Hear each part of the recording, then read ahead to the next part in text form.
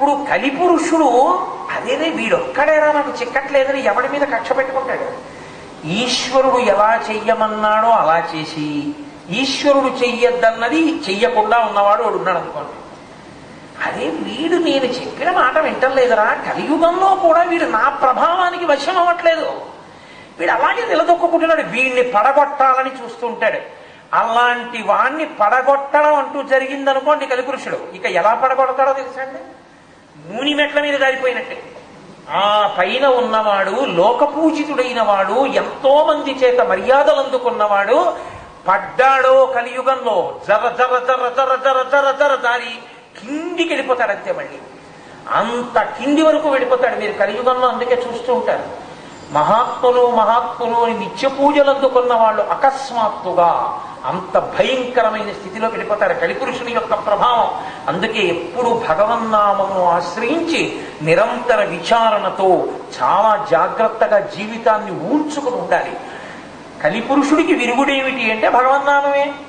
ఎప్పుడూ భగవన్నామాన్ని ఆశ్రయించి ఉన్నవాడి జోలికి కలిపురుషుడు రాలేడు. అందుకే వెంకటాచలంలో ఆయన వెంకటేశ్వరుడిగా ఎందుకు వచ్చాడో, ఆ కొండ ఎందుకు వెంకటాచలమైందో మనం తెలుసుకోవాలి. చిత్రం ఏమిటంటే ఇవాళ శనివారం నాడు మనం అది వినడం నిజంగా వెంకటేశ్వర స్వామి వారి యొక్క అనుగ్రహమే. ఎందుకంటే నేనేదో ఇలా శనివారం వచ్చేటట్టు డేట్లు ఇద్దామని నేను ఇవ్వలేదు. నేను ఏదో డాక్టర్ గారిని చూడగానే ఆయన మీదున్న ప్రేమ చేత, నా దగ్గరికి వచ్చినటువంటి ఇంకో డాక్టర్ గారి మీద నాకు ఒక ప్రత్యేకమైన కారణానికి ఉండిపోయిన గౌరవం చేత నేను యథాలాపంగా ఇచ్చేసినటువంటి తేదీవి. ఒకనొకప్పుడు పురంధరో నామ సోమయాది దృఢవ్రత దైవేన పూర్వపుణ్యేన వృద్ధాస్యాస్య సుతో భవత్. శ్రీకాళహస్తిలో పురంధరుడు అనబడేటటువంటి బ్రాహ్మణుడు ఉండేవాడు. ఆయన వేదాంగములు చదువుకున్నాడు. చాలా నిష్ఠ కలిగినటువంటి వాడు, పరమభక్తి కలిగిన వాడు. ఆయనకి కొడుకు పుట్టలేదు, బిడ్డలు లేదు. ఆయన పరమేశ్వరుణ్ణి నమ్ముకున్నాడు. కొడుకునిచ్చినా ఆయనే, ఇవ్వకపోయినా ఆయనే. ఏది చేసినా పరమేశ్వరుడే, పాలముంచినా నీట ముంచినా నీదే భారం. ఆయన్ని అనుగ్రహించాలనుకున్నాడు ఈశ్వరుడు. దైవేన, భగవంతుని వలన, పూర్వపుణ్యేన, గతంలో చేసుకున్నటువంటి పుణ్యము వలన, వృద్ధస్యాస్య సుఖోభవత్. ఆయన బాగా వృద్ధుడైన తర్వాత కొడుకు పుట్టాడు. ఆయన చాలా సంతోషించాడు. పోన్లే నాకు ఒక కొడుకునిచ్చాడు ఈశ్వరుడు. ఎందుకంటే కొడుకుంటే అంత పొందిపోవడం ఎందుకంటే అంటే కొడుకుంటే 2 ప్రయోజనాలు ఉంటాయి అని శాస్త్రం నమ్ముతుంది. మన ఇంట్లో ఉన్నటువంటి పూజా మందిరంలో మనతో పాటే పరమేశ్వరుడు ఉంటాడు. మనదే ఉందండి ఆయుర్దాయం. మన ఇంట్లో ఉన్న మూకుడుకున్నంత ఆయుర్దాయం మనకుండదు. మా తాతగారు బూరులు వండుకున్న మూకుట్లో మా తాతగారి తద్దినానికి గారులు ఉండేవి. మా తాతగారి తద్దినానికి గారులుండిన మూకుట్లో మా నాన్నగారు వాళ్ళు ఆవళ్ళు వేసుకున్నారు. మా నాన్నగారు వాళ్ళు ఆవళ్ళు వేసుకున్న ఆ మూకుట్లోనే మా నాన్నగారి తద్దినానికి గారులు ఉండేవి. మా నాన్నగారి తద్దినానికి గారులుండిన ఆ మూకుట్లోనే నేను ఇప్పుడు గారులు వండుకు తింటున్నాను.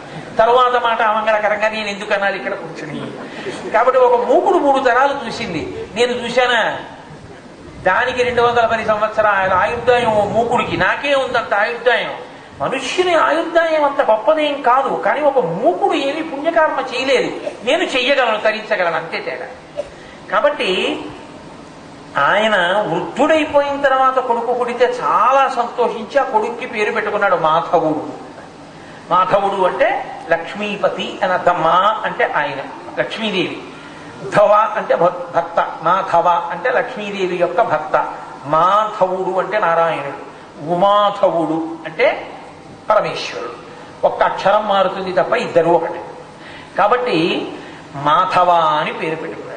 ఆ పిల్లవాడు తండ్రి దగ్గర చక్కగా వేదాంగములు చదువుకున్నాడు. యజ్ఞయాగాది క్రతువులు చేసేవాడు. అగ్ని శిఖ ఎలా ఉంటుందో అంత పవిత్రమైనటువంటి జీవితాన్ని గడుపుతున్నాడు. కలిపురుషుడి లక్షణం మీతో మనవి చేశాను కదా. ఎవరి మీద కలిపురుషుడు తన ప్రతాపం చూపించాలనుకుంటాడు? తనకి లొంగని వాడి మీదే చూపించాలనుకుంటాడు. వీడు నాకు లొంగట్లేదురా, వీడిని పడగొట్టాలి అనుకున్నాడు. ఆయన బుద్ధిలో ఒక రోజున ఒక విచిత్రమైన ఆలోచన వచ్చింది. పట్టపగటి వేళ సూర్య భగవానుడు ప్రకాశిస్తుండగా మధ్యాహ్నం వేళ తన భార్య దగ్గరకు వెళ్ళి, నాకు కామ ప్రచోదనమైంది, నీతో పొందు సుఖాన్ని కోరుతున్నాను అన్నాడు. అంటే ఆవిడంది, తత్రాపి దివస క్రీడా అయుక్తం మునయో విదురు. నికేతనే పితా మాత అగ్నిహోత్రంచ దేవరాట్. ఏమయ్యా నువ్వు ఇంత ధర్మశాస్త్రం చదువుకున్నావు, తత్రాపి దివస క్రీడ.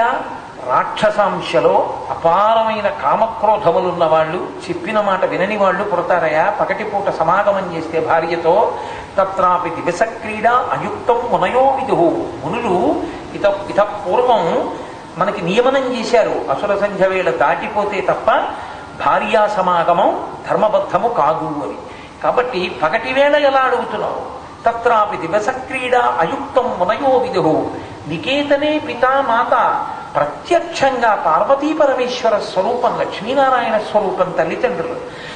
అత్తయ్య గారు మామయ్య గారు ఇంట్లో తిరుగుతున్నారు, మధ్యాహ్నం వేళ మామయ్య గారు పూజ చేసుకుని తిరుగుతూ ఉంటారు. కాబట్టి నికేతనే పితా మాత అగ్నిహోత్రంచ దేవరాట్. పూజామందిరంలో ఈశ్వరుడు చూడటలా, అగ్నిహోత్రం వెలగట్లా అగ్నిశాలలో, తప్పు కదూ, పగటి వేళ నీకు ఇటువంటి కోరిక పుట్టచ్చా?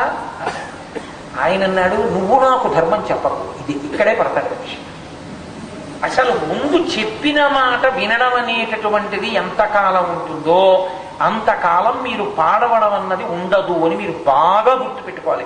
పాడైపోవడానికి ప్రారంభం వినాయక పూజ ఎక్కడో తెలుసా అండి?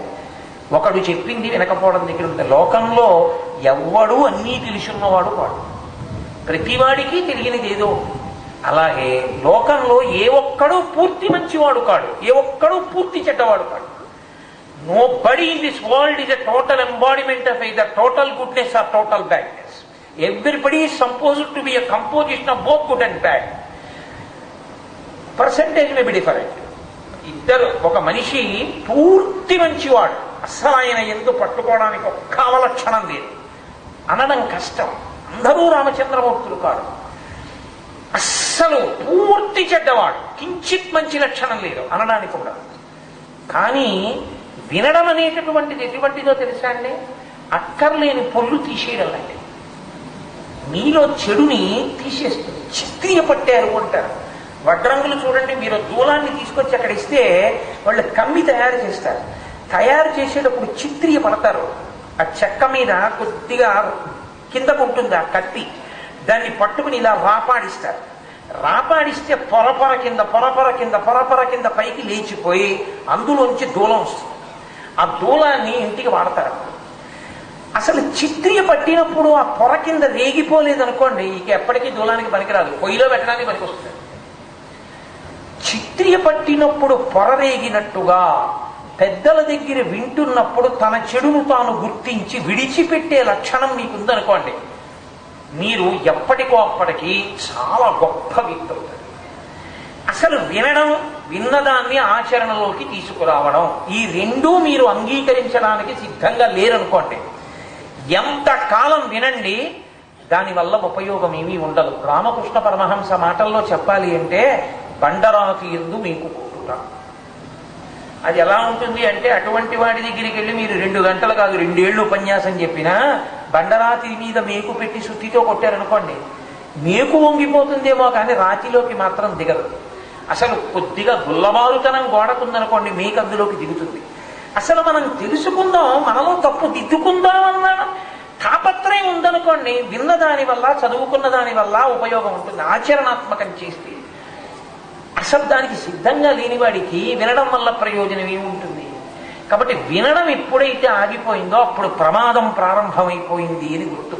నేను అందుకే ఎప్పుడైనా కాలేజెస్కి యూనివర్సిటీస్కి చీఫ్ గెస్ట్గా వెడితే నేను పిల్లలకి చెప్పే మొట్టమొదటి మాట ఇదే. మీరు అందుకే చూడండి, లోకంలో పాడైపోయిన వాళ్ళందరికీ మొట్టమొదటి మెట్టి ఏది అంటే, నేను వినను, అక్కడే పాడైపోయారు. దుర్యోధనుడు అదే మాట అన్నాడు. మైత్రేయ మహర్షి వచ్చి మాట్లాడుతుంటే, ఆయన ఒక పక్క మాట్లాడుతుంటే తొడ మీద చెయ్యి వేసుకుని ఇలా ఇలా గాలిపాట పాడి ఆఖరణ అన్నాడు, మీరు చెప్పారు నేను విన్నానయా, నాకు ధర్మం తెలుసు కానీ నాకు ఆచరించాలనిపించారు, ఎందుకు నాకు చెప్పడం ఇవన్నీ అన్నాడు. ఆయన ఒళ్ళు మండి అన్నారు, చెపితే తప్పు తెలుసుకోని వాడివి కాబట్టి, తొడ మీద చెయ్యి వేసి గాలిపాట పాడావు కాబట్టి యుద్ధంలో తొడలు విరిగి నేల మీద పడిపోవాలి.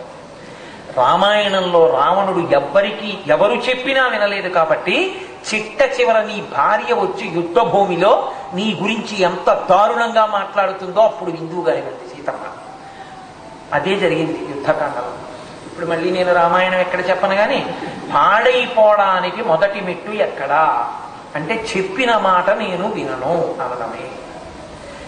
నేను వింటానండి, విని నేను ఇందులో ఇది స్వీకరించాలి అని అనుకుంటున్నాను అన్నవాడెవరో వాడు మహాత్ముడవడం ప్రారంభమైందని గుర్తు. మీకు ఒక్కటే గుర్తుపెట్టుకోండి, 500 సంవత్సరముల పాటు గంగానదిలో నానిపోయినటువంటి ఒక శిల దొరికింది శిల్పికి. ఇప్పుడు ఆ శిలని తీసుకొచ్చి చెక్కడం మొదలుపెట్టాడు. ఒక్కొక్క పెచ్చు ఊడిపోతేనే కొన్ని తరాల పాటుగా అభిషేకాలను పొంది పూజలు పొంది కొన్ని లక్షల మంది కోరికలు తీర్చగలిగినటువంటి పరమేశ్వరుని తేజస్సు తనలో ప్రవేశించడానికి వీలైనటువంటి మూర్తి అందులోంచి పైకొస్తుంది. చెక్కబడడానికి సిద్ధపడలేదనుకోండి శిల, నేను వదలను పెచ్చందనుకోండి, దాని జన్మాంతరం కూడా ఏ వీధిలోనో పడి ఉంటుందండి. వచ్చేవాడు వెళ్ళేవాడు కూర్చుంటాడు, దాని మీద మూత్ర విసర్జన చేస్తాడు, దాని మీద పక్షులు రెట్టలు వేస్తాయి. ఏది చెక్కబడుతుందో అది పరమేశ్వరమూర్తి అయి అంతరాలయంలో ఉండి అభిషేకాలు పూజలు అందుకుంటుంది. ఏది అక్కరలేంది విడిచిపెట్టడానికి దెబ్బ తినడానికి సిద్ధపడలేదో దానికి పూజార్హత రాదు. ఎవరు వినడానికి సిద్ధపడడో వాడికి జీవితంలో మార్పు రాదు. వాడి వలన వాడికి ప్రయోజనం ఉండదు, వాడి వలన పక్క వాళ్ళకి ప్రయోజనం. వినడం చాలా ప్రధానం. కలిపురుషుని యొక్క ఉద్ధతి ఎక్కడుంటుందో తెలుసా అండి? మీకు అవసరము లేని దాన్ని తిరస్కరించగలగాలి, జల్లెడ పట్టినట్టు. అందుకే అసలు సాధ్యమైనంత వరకు పొల్లు మాటలు వినే ప్రయత్నం చెయ్యకూడదు. మంచి మాటని స్వీకరించకుండా ఆపే ప్రయత్నం మీ మనసుని మీరు అనుమతించుకోండి. మంచి మాట వింటే మంచి అని అంగీకరించో అని నేర్పాలి మీరు. నేను తప్పు చేస్తే తప్పని అంగీకరించే ఏంటి ప్రమాదం? నిజమే, పొరపాటు జరిగింది, క్షమించండి అని ఒక మాటను. తప్పు చేయలేదా, నువ్వు చేశావుగా, ఎందుకు బాధిస్తావు? పొరపాటు అయింది, నన్ను మన్నించండి అని ఒక్క మాటను. నేర్చుకో, సంస్కారం మనిషివి అని మీ మనసుకి నేర్పండి. అది వింటుంది కొన్నాళ్ళకి. తిరగబడడం నేర్పండి, తిరగబడుతుంది. మీరు అందుకే చూడండి, రావణ బుద్ధి అంతా రామాయణంలోనే. రావణుడు ఎప్పుడూ తిరగబడి దబాయిస్తాడు, తప్పు ఒప్పుకోడు. స్వధర్మో రక్షసాంభీరు సర్వధైవ నతం చయ గమనం వా పరస్త్రీణాం హరణం సంప్రమధ్యమా అంటాడు. రాముడైతే తన వల్ల చిన్న పొరపాటు జరిగిందనుకోండి, క్షంతవ్యూహం అంటాడు, నన్ను మన్నించండి, నా వల్ల పొరపాటు జరిగిందంటే. ఇది మనిషి మహాత్ముడవడానికి తొలిమెట్లు. ఇలా ఎవడు మారడానికి సిద్ధంగా లేడో, ఎవడు చెప్పిన మాట వినడానికి సిద్ధంగా లేడో వాడినే కలిపురుషుడు పట్టుకోగలుగుతాడు. అందుకే చూడండి, ఒక్కొక్క మాట పట్టుకుని ఒక్కొక్కడు తన జీవితాన్ని మార్చుకున్నాడు. గాంధీ గారికి మాటలు వినపడినంత కాలం మహాత్ముడు అవ్వలేదు. నోట మాట మాట్లాడలేక తండ్రి గారు చనిపోయే ముందు నేనే దొంగతనం చేశాను అన్న చీటీ చదివి గాంధీ గారిని కొట్టలేక చనిపోయే ముందు అయ్యో వీడు ఏమైపోతాడో అని బాధపడుతూ ఏడుస్తూ చేతులు పట్టుకున్నప్పుడు కొట్టకుండా చేతులు పట్టుకోవడంలో, అహింసలో, సత్యాగ్రహంలో, బాధలో అవతల వాణ్ణి కదపగలిగిన ఎంత శక్తి ఉందో తండ్రి ఆఖరణ కన్నుల చిప్పిల్లుతున్న నీటిలోంచి చూసినటువంటి చూపులలో గాంధీ గారు గమనించారు. ఆ తరువాత ఆయన జీవితంలో ఆయన దొంగతనం చేయలేదు. రాసుకున్నారు ఆటోబయోగ్రఫీలో, నేను దొంగతనాలు చేశాను, ఒకనాడు కంకణంలో ముక్క కొట్టి కంసానికి అమ్ముకున్నాను, తండ్రి కన్నీళ్లు చూసి మారారు. ఆనాటి నుంచి ఇంకా నా జీవితం సత్యానికి కట్టుబడింది. సత్యాగ్రహమే ఆయుధంగా ఈ దేశపు దాస్య శృంఖలాలు ఛేదించి భారతదేశానికి స్వాతంత్ర్యం తీసుకురాగలిగారు. మనిషిలో మార్పు అన్నది ప్రారంభం అవ్వాలి తప్ప ఎంతటి మహాత్ముడైనా కాదు.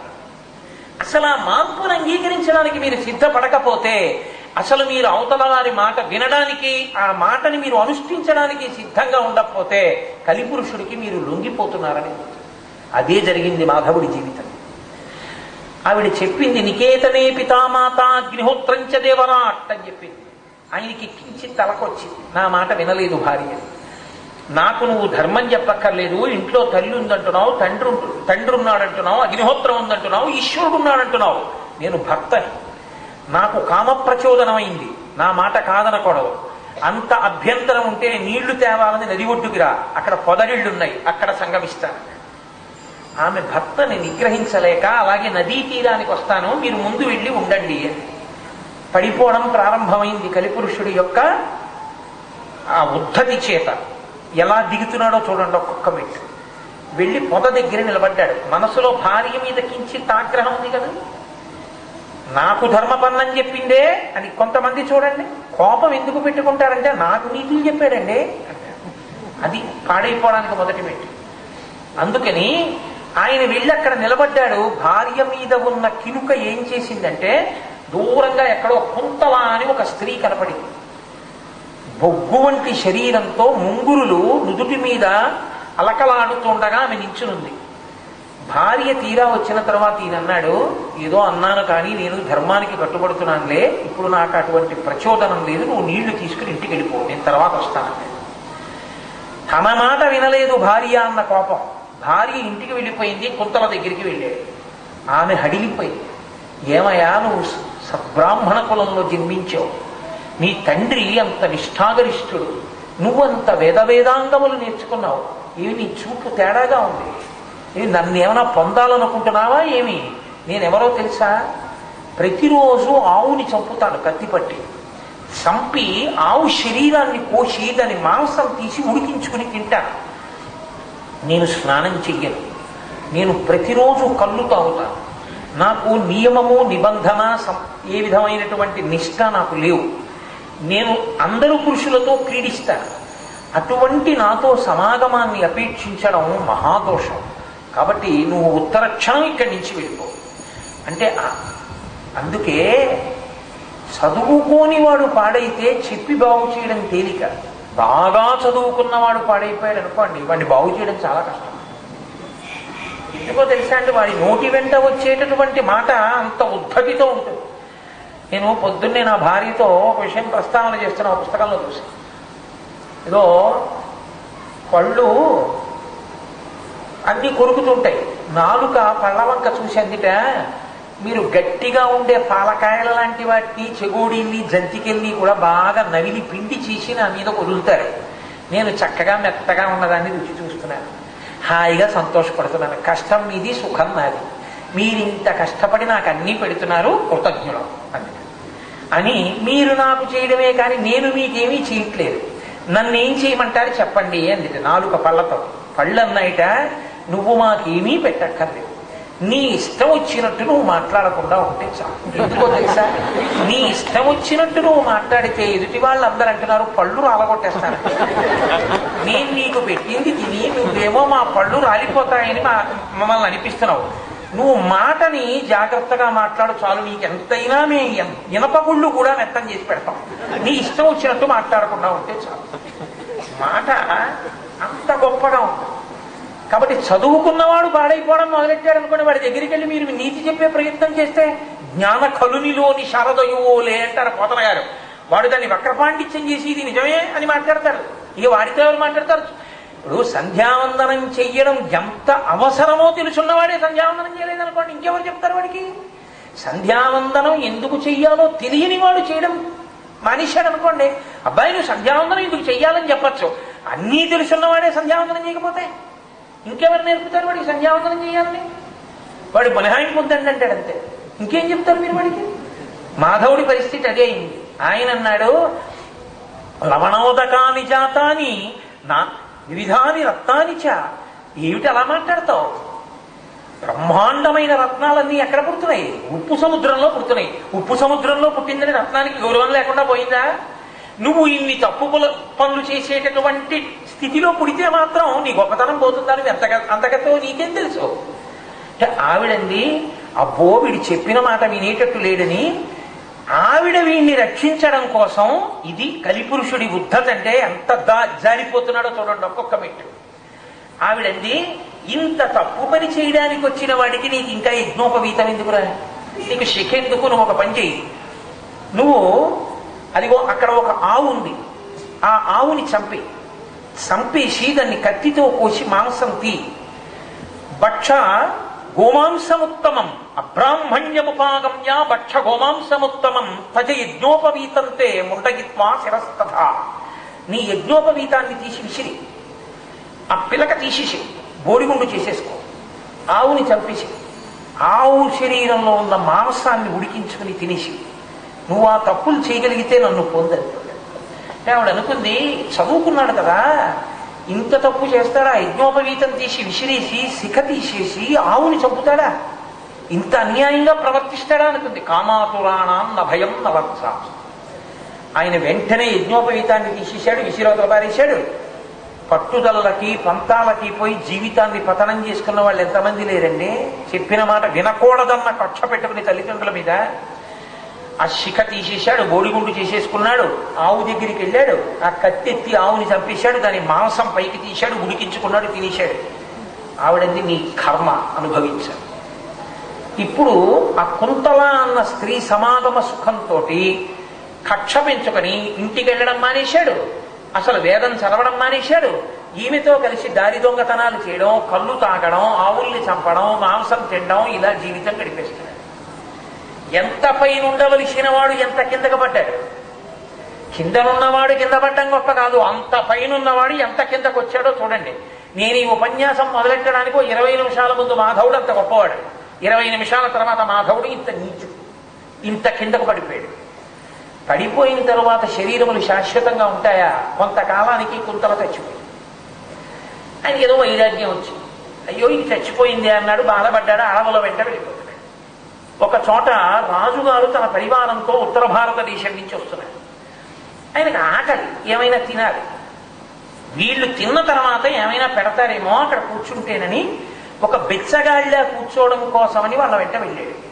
ఆ రాజు తన పరివారంతో కలిసి వెంకటాచలం కొండ కింద ఉన్నటువంటి కపిల తీర్థానికి వెళ్ళాడు. వెళ్ళి ఆ కపిల తీర్థంలో స్నానం చేశాడు. ఆయన చాలా గొప్పదండి కపిల తీర్థం. ఇప్పుడంటే నాకు సమయం లేదు కాబట్టి కపిల తీర్థం గురించి మీకు చెప్పట్లేదు, కానీ ఆ శివాలయం, ఆ కపిల తీర్థం, ఆ స్నానం అద్భుతం. బ్రహ్మాండములలో ఉన్నటువంటి సమస్త తీర్థములు కార్తీకే మాసి పర్వణి, కార్తీక మాసంలో పౌర్ణమి నాటి మధ్యాహ్నం 12 గంటల నుంచి 10 నిమిషాలు ఆవహిస్తాయి. మధ్యాహ్నే దశనాడికాహ. 12 నుంచి 12:10 లోపల కార్తీక పౌర్ణమి నాడు కపిల తీర్థంలో స్నానం చేస్తే ఇంకా సమస్త తీర్థములలో స్నానం చేసేసండి. అంత గొప్పది కపిల తీర్థం. అక్కడికి వెళ్ళి వాళ్ళు స్నానం చేస్తున్నారు, ఇతరు స్నానం చేశారు. వాళ్ళందరూ పితృదేవతలకి తద్దినాలు పెడుతున్నారు. తండ్రికి తద్దినం పెట్టకపోవడం అంత ఘోరమైన నేరం లోకంలో ఇంకోటి. తండ్రి కష్టపడి కొడుకుని కన్నాడు, పెంచాడు, పెద్ద చేశాడు. వాడు వృద్ధిలోకి రావాలి అని తాపత్రయపడ్డాడు. చచ్చిపోయే ముందు కూడా ఆ కొడుకునే స్మరిస్తాడు. చచ్చిపోయిన తరువాత శరీరాన్ని వ్యానం అన్న వాయువు పట్టుకుంటుంది. కొడుకు అగ్నిహోత్రం వెలిగిస్తే ఆ వ్యానం వదిలేస్తుంది. అంత పిచ్చి ప్రేమ పెంచుకున్న తండ్రి చచ్చిపోయిన రోజు గుర్తు పెట్టుకుని సంవత్సరంలో ఆ ఒక్క రోజు తండ్రి పేరు మీద ఎవరికైనా అన్నం పెట్టడానికి కూడా సిద్ధపడకపోవడం అంత కృతజ్ఞత లోకంలో ఇంకేముంటుంది? తండ్రినేనా గౌరవించని వాడు, తండ్రికే తద్దినం పెట్టని వాడు నన్ను ఉద్ధరిస్తాడు ఆ స్నేహితుడిని. అందుకే తండ్రికి తల్లికి తద్దినం పెట్టని వాడిని నేను స్నేహితుడిని పిలవను. ఎప్పుడూ స్నేహం చేయనటువంటి వాడికి. కన్న తల్లిని కన్న తండ్రిని స్మరించని వాడు, కన్న తల్లిని కన్న తండ్రిని గుర్తు పెట్టుకుని తద్దినం పెట్టని వాడు, తన ఇంట్లో తల్లి తండ్రి ఫోటో లేనివాడు, నమ్మశక్యము కానివాడు. పనికి మాలినవన్నీ పెట్టావా? నీకు జన్మనిచ్చిన తల్లిదండ్రుల ఫోటోలు ఇంట్లో ఎక్కడ లేవా? నిన్ను ఎలా నమ్మాలి నేను? ఆ పాటి నోచుకోలా? సంవత్సరానికి ఒకసారి ఇన్ని పండగలు చేస్తున్నావే, నీకు జన్మనిచ్చిన తండ్రిని గుర్తు పెట్టుకుని తద్దినం పెట్టవలసిన అవసరం నీకు లేదు. మహాద్రోహం అని చెప్తోంది శాస్త్రం తద్దినం పెట్టకపోవడం. కృతజ్ఞత. ఆ దోషం పోవాలి అంటే కపిల తీర్థానికి వెళ్ళి తద్దినం పెట్టమని చెప్పింది. ఎవరైనా ఎప్పుడైనా పెట్టకపోవడం వల్ల పెట్టాలని మళ్ళీ బుద్ధి పుట్టి పశ్చాత్తాపడితే ఆ పాపం పోవాలి అంటే కపిల తీర్థానికి వెళ్ళి తద్దినం పెట్టాలి. ఆ రాజు తన పరివారంతో అక్కడ తద్దినం పెడుతున్నాడు. తద్దినం పెట్టేటప్పుడు ఒక నియమం ఉంటుంది. తాను ఏది తింటే అదే పెట్టాలి. తాను ఏమీ తినడానికి లేదనుకోండి, మట్టి ముద్దతో పెట్టాలి తప్ప అసలు పెట్టకుండా మాత్రం ఆపకూడదు. ఇంకేం లేదు తను తినడానికి, తనకే లేదు, పితృదేవతలకు ఏం పెడతాడు?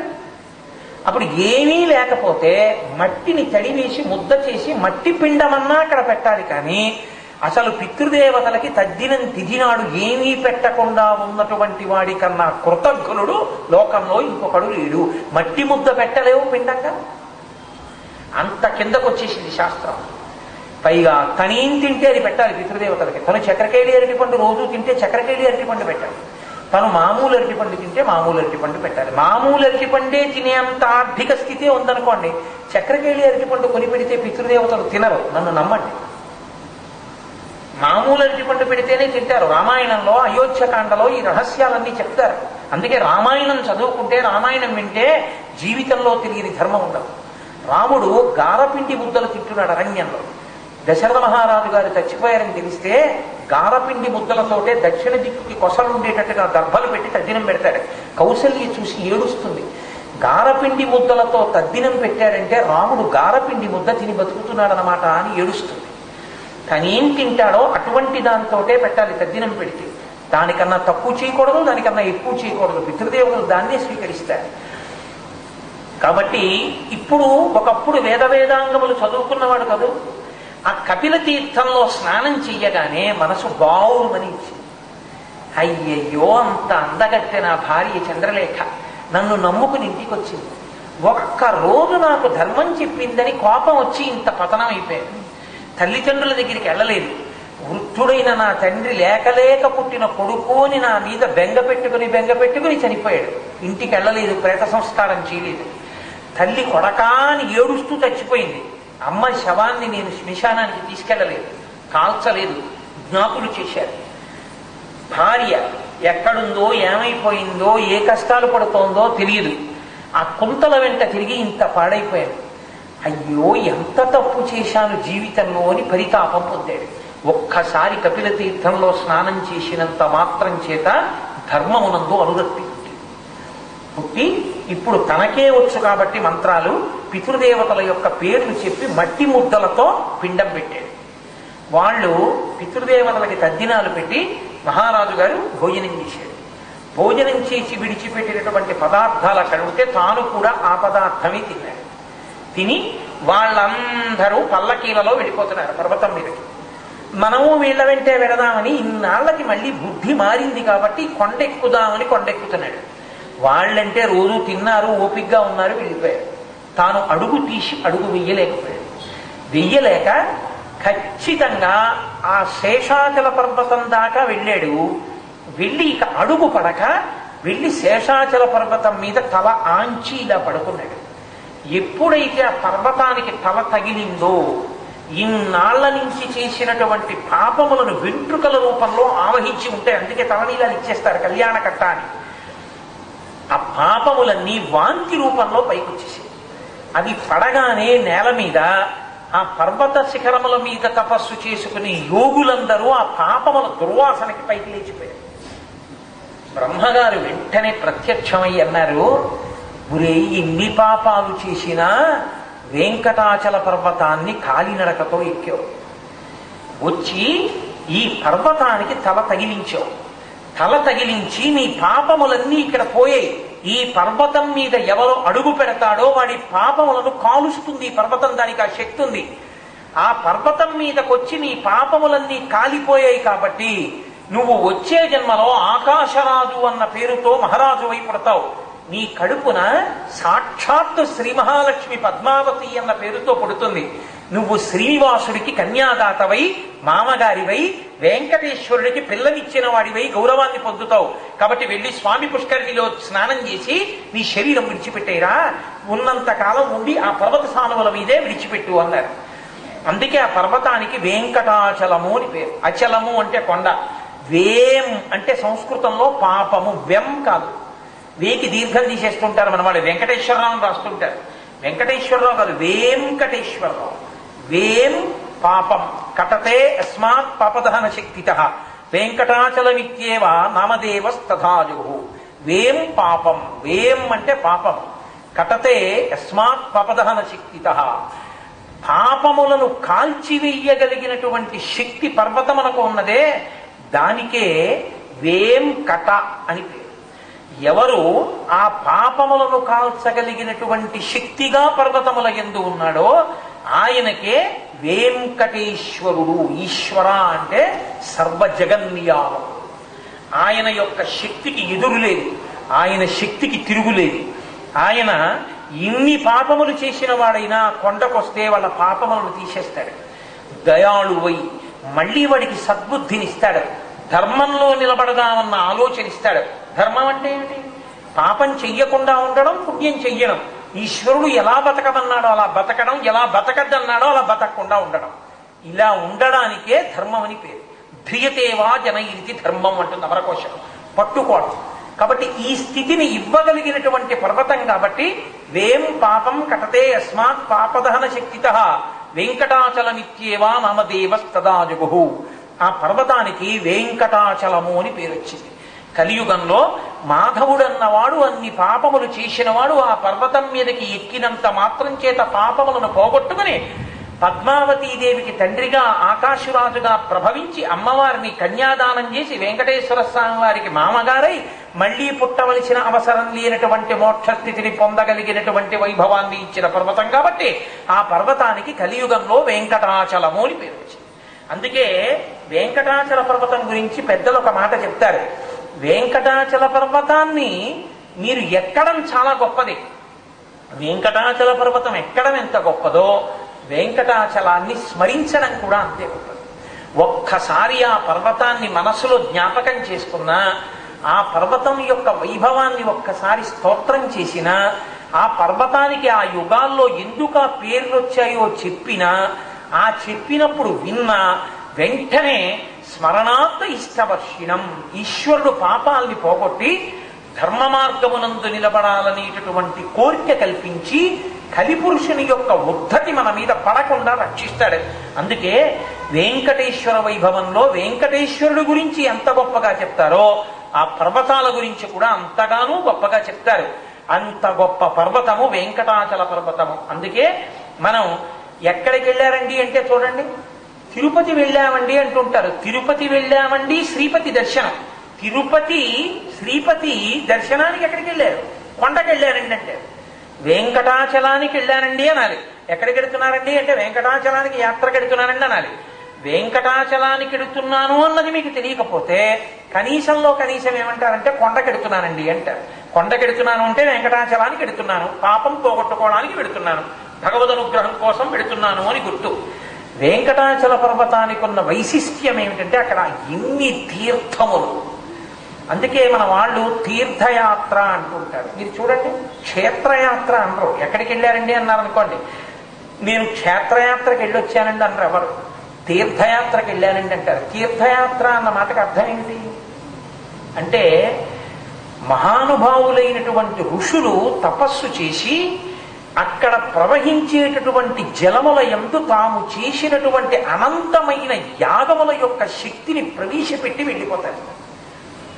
ఆ నీటిలో మీరు స్నానం చేశారనుకోండి, మీరు ఒక యాగమో యజ్ఞమో చేసినటువంటి ఫలితాన్ని మీ ఖాతాలో వేస్తారు.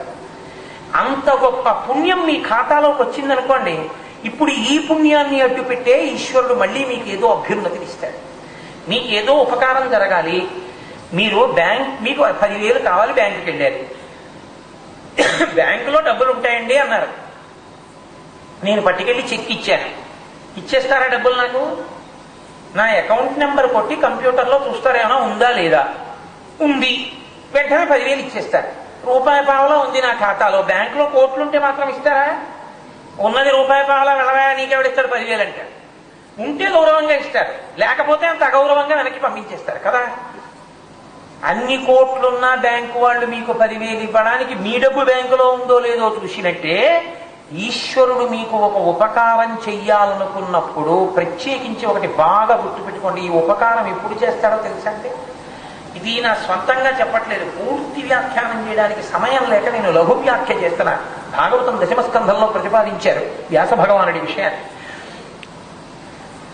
ప్రమాదము అని ఒకటి ఉంటుంది. ప్రమాదము అంటే మీ బుద్ధి చేత ఇక మీరు తప్పించలేరు. దాన్ని ఒక ఉదాహరణకి, మోటార్ సైకిల్ మీద వేగంగా వెళ్ళిపోతున్నాడు, లేకపోతే స్కూటర్ మీద వెళ్ళిపోతున్నాడు, బ్రేక్ తేపి. ఇప్పుడు నేను ఏమంటే చాలా మాటలు, చాలా పుస్తకాలు చదువుకున్నానండి, నా బ్రేక్ పట్టదా అంటే పట్టదు. ఏమంటే నేను ఇంత ఉద్యోగం చేస్తున్నాను, బ్రేక్ పట్టుకోదా? పట్టుకోదు. ఏమంటే నేను ఎంఏ చదువుకున్నాను, పిహెచ్డీ చేశాను, పట్టుకోదు. ఇప్పుడు ఇక మీ బుద్ధితో మీరు తప్పించుకోవడం కుదరదు. ఇప్పుడు మీ బుద్ధితో తప్పించుకోవడం కుదరదు కాబట్టి అందున ఓవర్ బ్రిడ్జ్ డౌన్లో తెగిపోయి ఇప్పుడు ఇక మీరు ఇంటికి భౌతికాయంగా వస్తారా మంగళప్రదంగా వస్తారా అన్నది ఎవరి చేతిలో ఉంటుందంటే ఈశ్వరుడి చేతిలో ఉంటుంది. ఇక ఇంటికి వెళ్ళడమా ఇంటెన్సివ్ కేర్ యూనిట్కి వెళ్ళడమా ఆయన నిర్ణయం. ఈ నిర్ణయం చేసేటప్పుడు ఆయన ఏం చేస్తాడంటే ఓసారి కంప్యూటర్లోకి చూస్తాడు. ఏమైనా ఉందా వీడు చేసింది, గత జన్మంబులనేమి చేసితిమో, ఎవ్వరికేమి పెట్టితిమో, యాగశ్రేణులేమేమి చేసితిమో, ఏ సిద్ధాశ్రమమునం త్రొక్కితిమో, ఇప్పుడు చూడగంటిమిటటన్ కృష్ణార్భకున్ నిర్భయున్నట్టు యశోద. ఎప్పుడైనా ఏదైనా మంచి విషయాన్ని విని ఉంటే దాన్ని పుణ్యం కింద తీసుకుంటాడు. ఇప్పుడు మీరు విన్న పుణ్యం ఒత్తినే పోతుందని మీరు అనుకోకండి, ఎక్కడో కాపాడుతుంది. ఒకనాడు ముత్తాత గారు వేసిన విత్తనం ఇప్పుడు మనవడు మామిడి పళ్ళు తింటున్నట్టుగా పనికొచ్చినట్టు. అది ఒకనాడు చేసిన యాగం రక్షిస్తుంది. ఇప్పుడు నువ్వు యాగం చేయకపోవచ్చు, కానీ తీర్థంలో స్నానం చేస్తే ఆ ఫలితం వస్తుంది. వెంకటాచలం వెళ్ళినటువంటి వాళ్ళు కేవలం వెంకటేశ్వర స్వామి వారిని దర్శించి రావడం కాదు, గొప్ప పుణ్యాన్ని సంపాదించుకోవడానికి వెంకటాచలంలో ఉన్నటువంటి మహదవకాశం ఏమిటో తెలుసా అండి? స్వామి పుష్కరిణి. స్వామి పుష్కరిణీ స్నానం, సద్గురోహ పాద సేవనం, ఏకాదశీ వ్రతం చాపి త్రయం అత్యంత దుర్లభం. ఈ మూడు మీకు ఒక్క నాటికి జీవితంలో లభించేవి కావు. ఏవి? స్వామి పుష్కరిణీ స్నానం. స్వామి పుష్కరిణీ స్నానం దొరకమంటే దొరికేది కాదు. సద్గురోహ పాదసేవనం, సద్గురువు యొక్క పాదసేవనం ఒక్క నాటికి దొరకదు. సద్గురువు కనబడ్డ వాళ్ళందరితోటి కాళ్ళు పట్టించుకుందాం, కనబడ్డ వాళ్ళ దగ్గర ఉపకారాలు చేయించుకుందామని గురువు గారు ఆలోచించరు. ఆయన భగవంతుని యందు మనసు పెట్టుకుని ఉంటాడు అంతే. కాబట్టి భగవాన్ రమణులు కాళ్ళు రాపు కూర్చుంటే ఓ హైకోర్టు జడ్జి గారు వచ్చి ఆయన కాళ్ళు పడుతున్నారు. ఆయన అన్నారు, ఎందుకంటే కాళ్ళు పడుతున్నారన్నారు. అంటే మీ కాళ్ళు పడితే పుణ్యం అన్నారు. అంటే ఆయన అన్నారు, ఒక్కసారి ఉండండి నేను పట్టుకుంటానన్నారు. అంటే అదేంటంటే మీ కాళ్ళు మీరు పట్టుకోవడం ఏంటంటే మరి నాకు పుణ్యం వద్దా అన్నారు. అందుకని మహాత్ములైన వారు అలా సేవలు చేయించుకోవడానికి పెద్ద ఇష్టమేం చూపించరు. ఎందుకంటే కాళ్ళు నొప్పి పెడుతున్నాయి, అదో ఈశ్వరానుగ్రహం పోండి, ఏదో జనంలో పాపం పోయింది కాళ్ళ నొప్పి రూపంలో అంటాడు తప్ప వెంటనే ఏ శిష్యుడికి ఫోన్ చేసి వచ్చి ఒరే కాళ్ళు పట్టు అందామా అని ఆలోచించాడు గురువు. గురువు గారి పాద సంవాహనం చెయ్యడం ఒక అదృష్టం అంతే. అందుకే బాగా అంత్యవాసులైనటువంటి శిష్యులకు మాత్రమే దక్కుతుంది. ఆయన ఏదో పడుకోబోయే ముందు కాసేపు భగవద్ధ్యానం చేసుకుంటుంటే ఆయన ఏదో కాళ్ళు పట్టించుకుంటుంటే బాగా పట్టేవరా, కొంచెం ఎడంకాలు బాగా నొక్కు, మోకాలు బాగా పిసుకు అంటాడు అనుకుంటున్నారేంటి? అసలు నిజమైన గురువులు అలా ఏం పిచ్చి మాటలు అంటూ ఉండరు. ఆయన మానాన్ని ఆయన కాళ్ళు పట్టుకుంటూ ఉంటాడు. గురువు గారికి కాళ్ళు పడుతున్నాడా, కాళ్ళు పడితే సంతోషంగా ఉందా, గురువు గారు ఏం ఆలోచించారు. నేను మహానుభావులైనటువంటి వారిని చూశాను నా జీవితంలో. వాళ్ళు కాళ్ళు రెండు పెట్టుకుని ఓ మడత మంచం వేసుకుని పైన పడుకుంటే మేడ మీద ఆకాశంలో చంద్రబింబాన్ని ఒక్కదాన్ని చూసి ఆ చంద్రుణ్ణి చూస్తూ రమించిపోతూ హంసో యథా రజత పంజరస్థ సింహో యథా మందర కుంజరస్థ అని ఆ చంద్రుడి మీద రామాయణంలో ఎన్ని శ్లోకాలు ఉన్నాయో, భారతంలో ఎన్ని పద్యాలు ఉన్నాయో, చిత్రనిలీయంలో ఎన్ని పద్యాలు ఉన్నాయో అలా చదువుకుంటూ నక్షత్రాల మీద చదువుకుంటూ ఒరిగిపోతారు. ఆ నిద్రలోకి వెళ్ళిపోయే ముందు వాళ్ళకేదో ఆకాశాన్ని చూస్తే చిదంబరంలో శివలింగం గుర్తొస్తుంది. ఆయన అలా భగవన్నామాన్ని చెప్తూ ఆయన అలా ఎప్పుడూ భగవంతుడి గురించే స్మరిస్తూ ఉంటాడు. ఆయన ఎప్పుడు ఏం మాట్లాడతాడో, ఎంత సంతోషంగా మాట్లాడతాడో తెలియదు. అది వింటూ అది వినడానికి గురువు గారి కాళ్ళు పడతారు. గురువుగారు మాగన్ను పడి నిద్రపోయాక మహానుభావుడు నిద్రలోకి ఒరిగిపోయే ముందు కూడా భగవన్నామమే అని పొంగిపోయి శిష్యుడు వెళ్ళిపోతాడు తప్ప శిష్యుడు కాళ్ళు పడుతున్నాడనేటటువంటి సంతోషం గురువుకే ఉండదు. అసలు నిజమైన గురువు అటువంటివి ఏమీ పట్టించుకోవచ్చు. ఆయనకి ఎప్పుడు యోగరతో వా భోగరతో వా సంగరతో వా సంగవిహీన యస్య బ్రహ్మణి రమతే చిత్తం నందతి నందతి నందత్యేవ. 104 జ్వరం వచ్చింది పరమాచార్య స్వామి గారికి. మంచి ఎండలోకి వచ్చి కూర్చున్నారు. ఆయన ఇదేమి భగవన్ ఇక్కడ కూర్చున్నారన్నారు. తపించడము అంటే పంచాగ్నిహోత్ర తపస్సని చేసేవారు పూర్వం. ఒంటికి బాగా వేడి తగులుతుండగా భగవంతుని మీద మనసు పెట్టేవారు. ఏదో భగవంతుడి అనుగ్రహం వల్ల ఇన్నాళ్ళకి 104 జ్వరం వచ్చింది, ఒళ్ళు వేడితో తపించిపోతోంది. ఇప్పుడు ఎండలో కూర్చుని పరమేశ్వరుడి మీద పంచాక్షరి చేస్తే కదూ సిద్ధి, అందుకని ఇక్కడ కూర్చున్న పంచాగ్నిహోత్ర తపస్సు చేద్దామన్న. ఆయనకి జ్వరం వచ్చినా అది ఆయన ఈశ్వరుణ్ణి పొందడానికి తపస్సు చేయడానికి సాధనంగా స్వీకరించారు తప్ప మహాత్ములైనటువంటి వారు నిజానికి అలా వ్యధలకి వాటికి కదిలిపోయేవారు కారు. వారు భగవంతుని యందు మనసు ఉంచుకుంటారు. కాబట్టి సద్గురోహ పాదసేవనం, సద్గురువు యొక్క పాదసేవ లభించమంటే లభించేది కాదు. అలాగే స్వామి పుష్కరిణి స్నానం, వెంకటాచలంలో పుష్కరిణిలో స్నానం చేద్దామన్న ఆలోచన పుట్టమంటే పుట్టేది కాదు. అదృష్టం ఉన్న వాడికి ఆ ఆలోచన పుడుతుంది, అందులోకి వెళ్ళి స్నానం చేస్తాడు.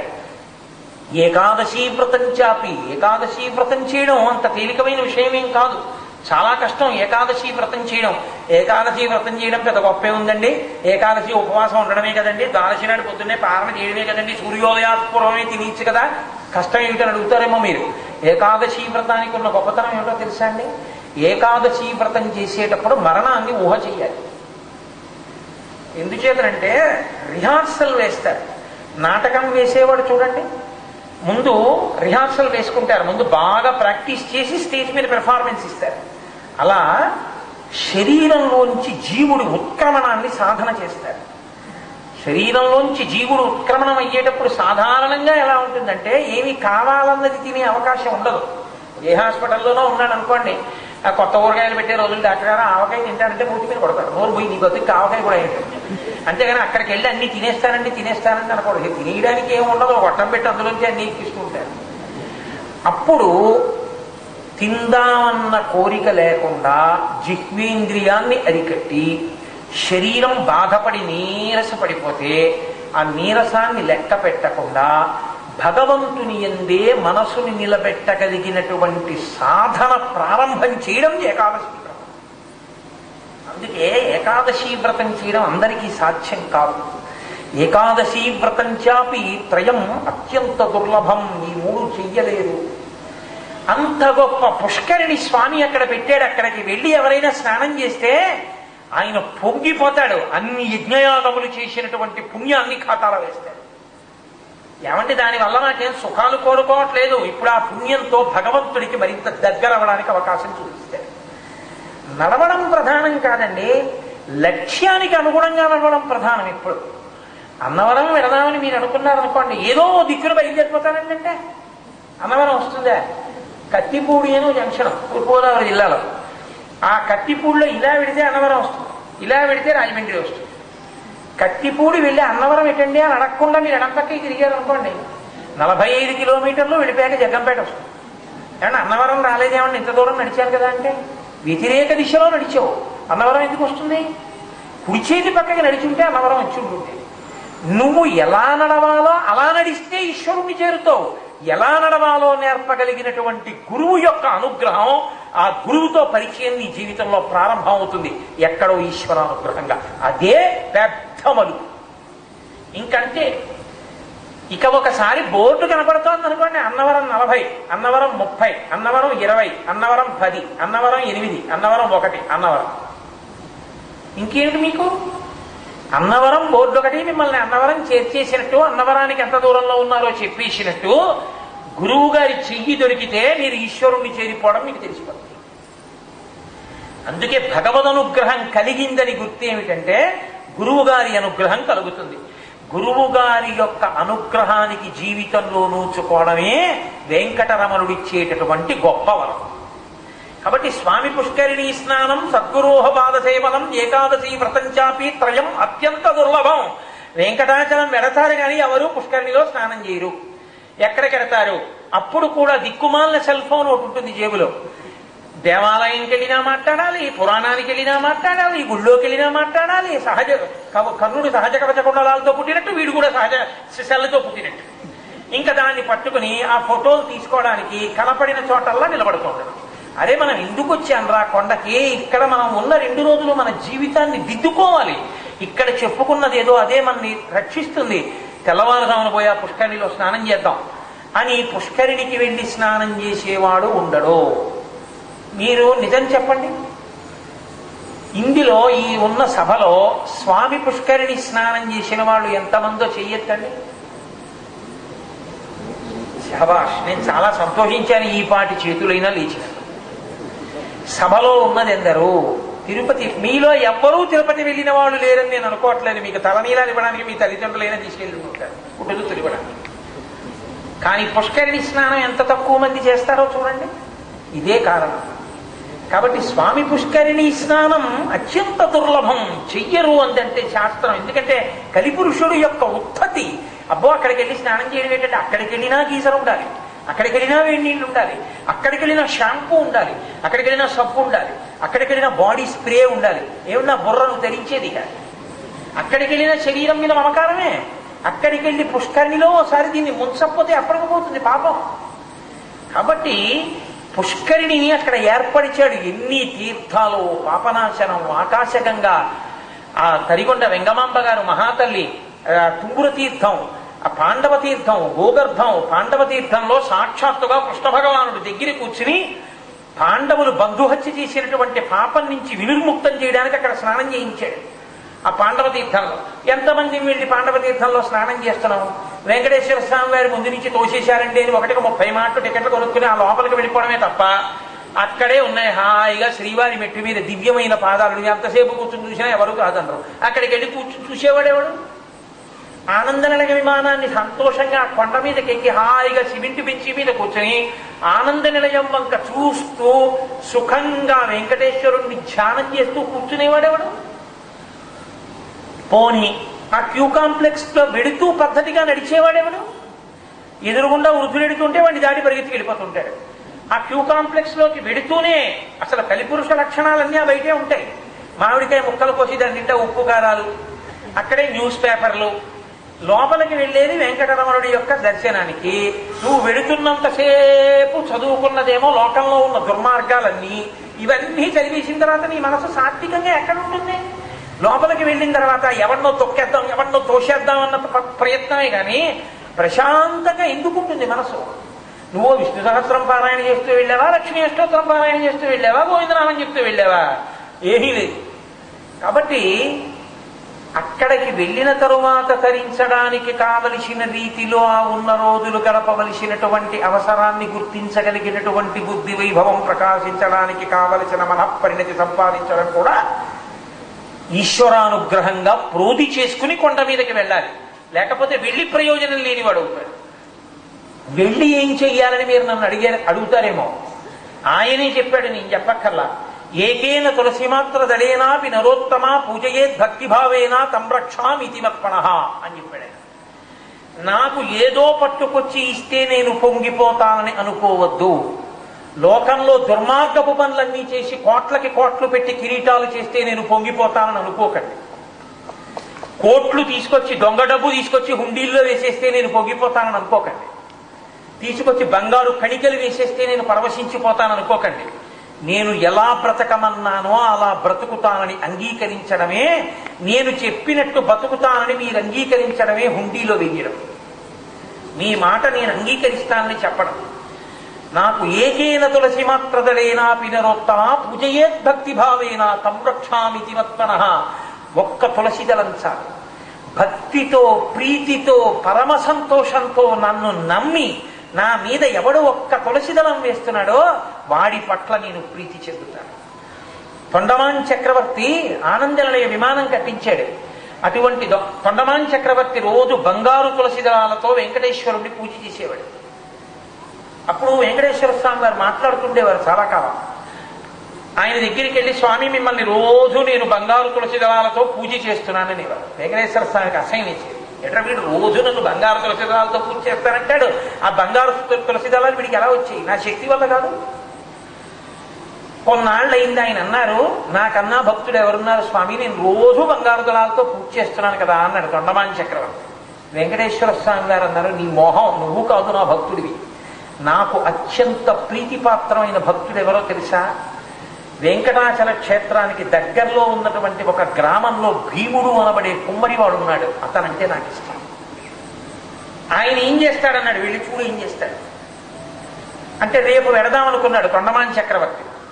ఈయన బంగారు తులసి దళాలతో పూజ చేసి మరునాడు దళాలు తీద్దామని ఇలా తీశాడు. బంగారు తులసి దళాలు పైనున్నాయి, స్వామి పాదాల మీద మట్టి తులసి దళాలు కనపడ్డాయి. ఓహో, కుమ్మరివాడు పూజ చేస్తాడన్నాడు స్వామి, చూడాలి. మట్టి దళాలతో పూజ చేసిన వాడు నాకన్నా గొప్పవాడా, చూస్తానని ఆ కుమ్మరివాడు ఉన్నటువంటి ప్రదేశానికి వెళ్ళాడు. మంచి ఎండ. ఇంకా అంత దూరంలో కుమ్మరివాడు ఉన్నాడనగా దిగి నడిచి వెడుతూ ఎండ తట్టుకోలేక కింద పడిపోయాడు.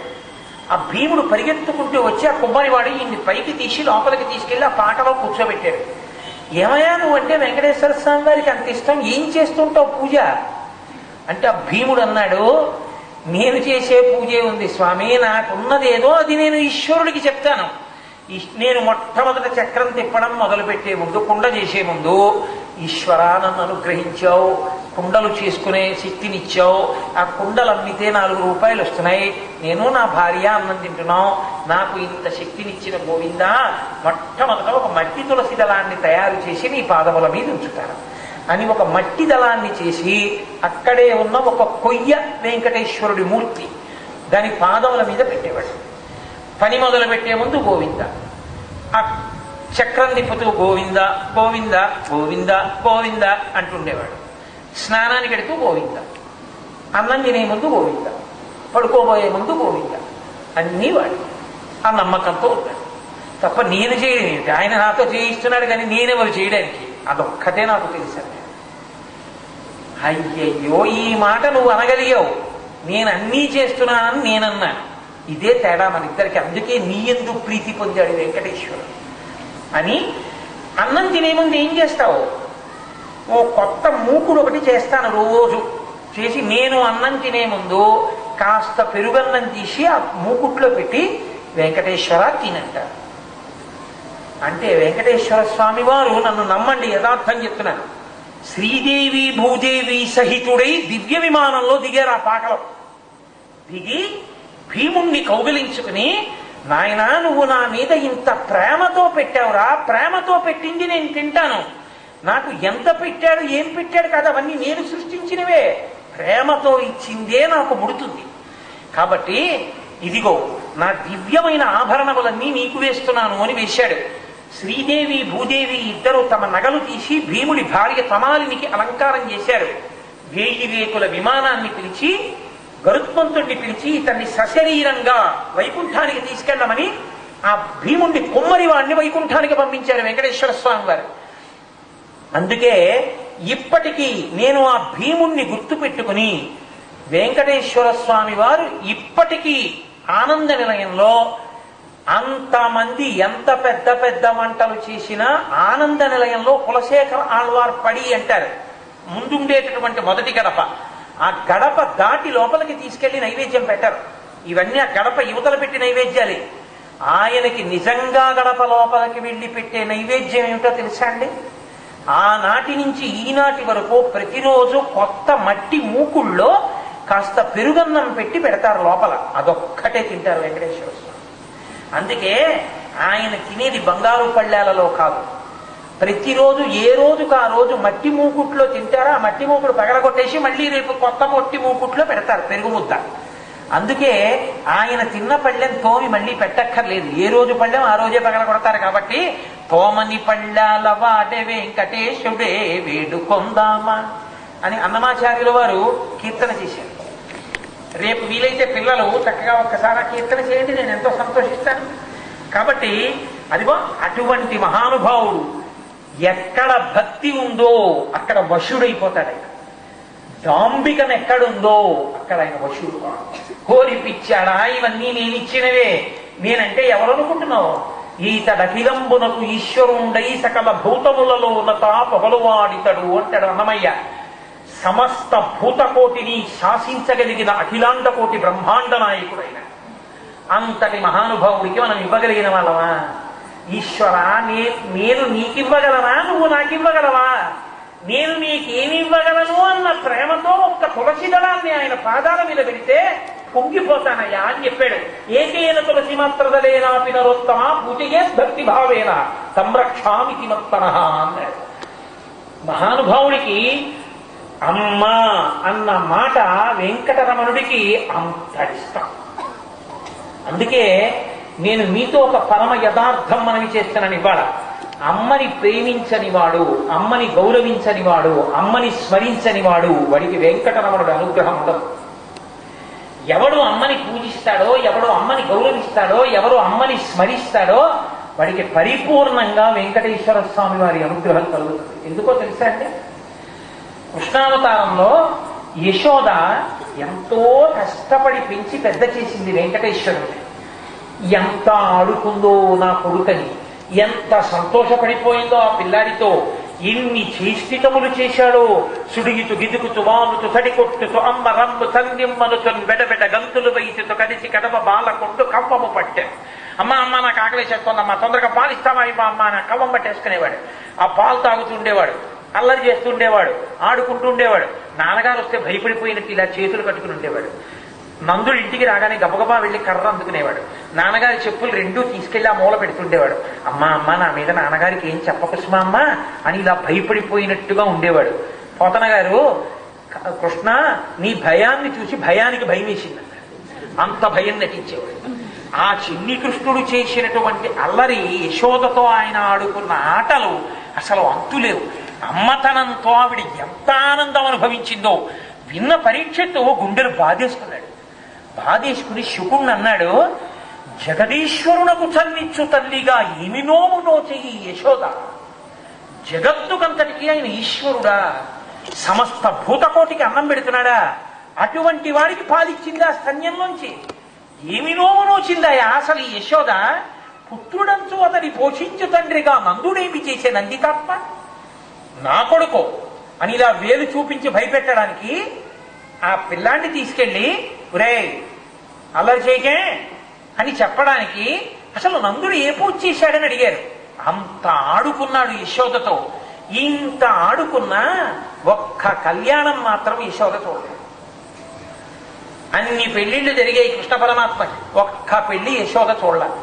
ఆఖరికి ఒక రోజున వచ్చి అడిగింది మధురానగరంలో, మనస్సీదతి మే కృష్ణా తవ కళ్యాణ వీక్షణే దర్శయస్వ రమానాథ జగదానందకారక.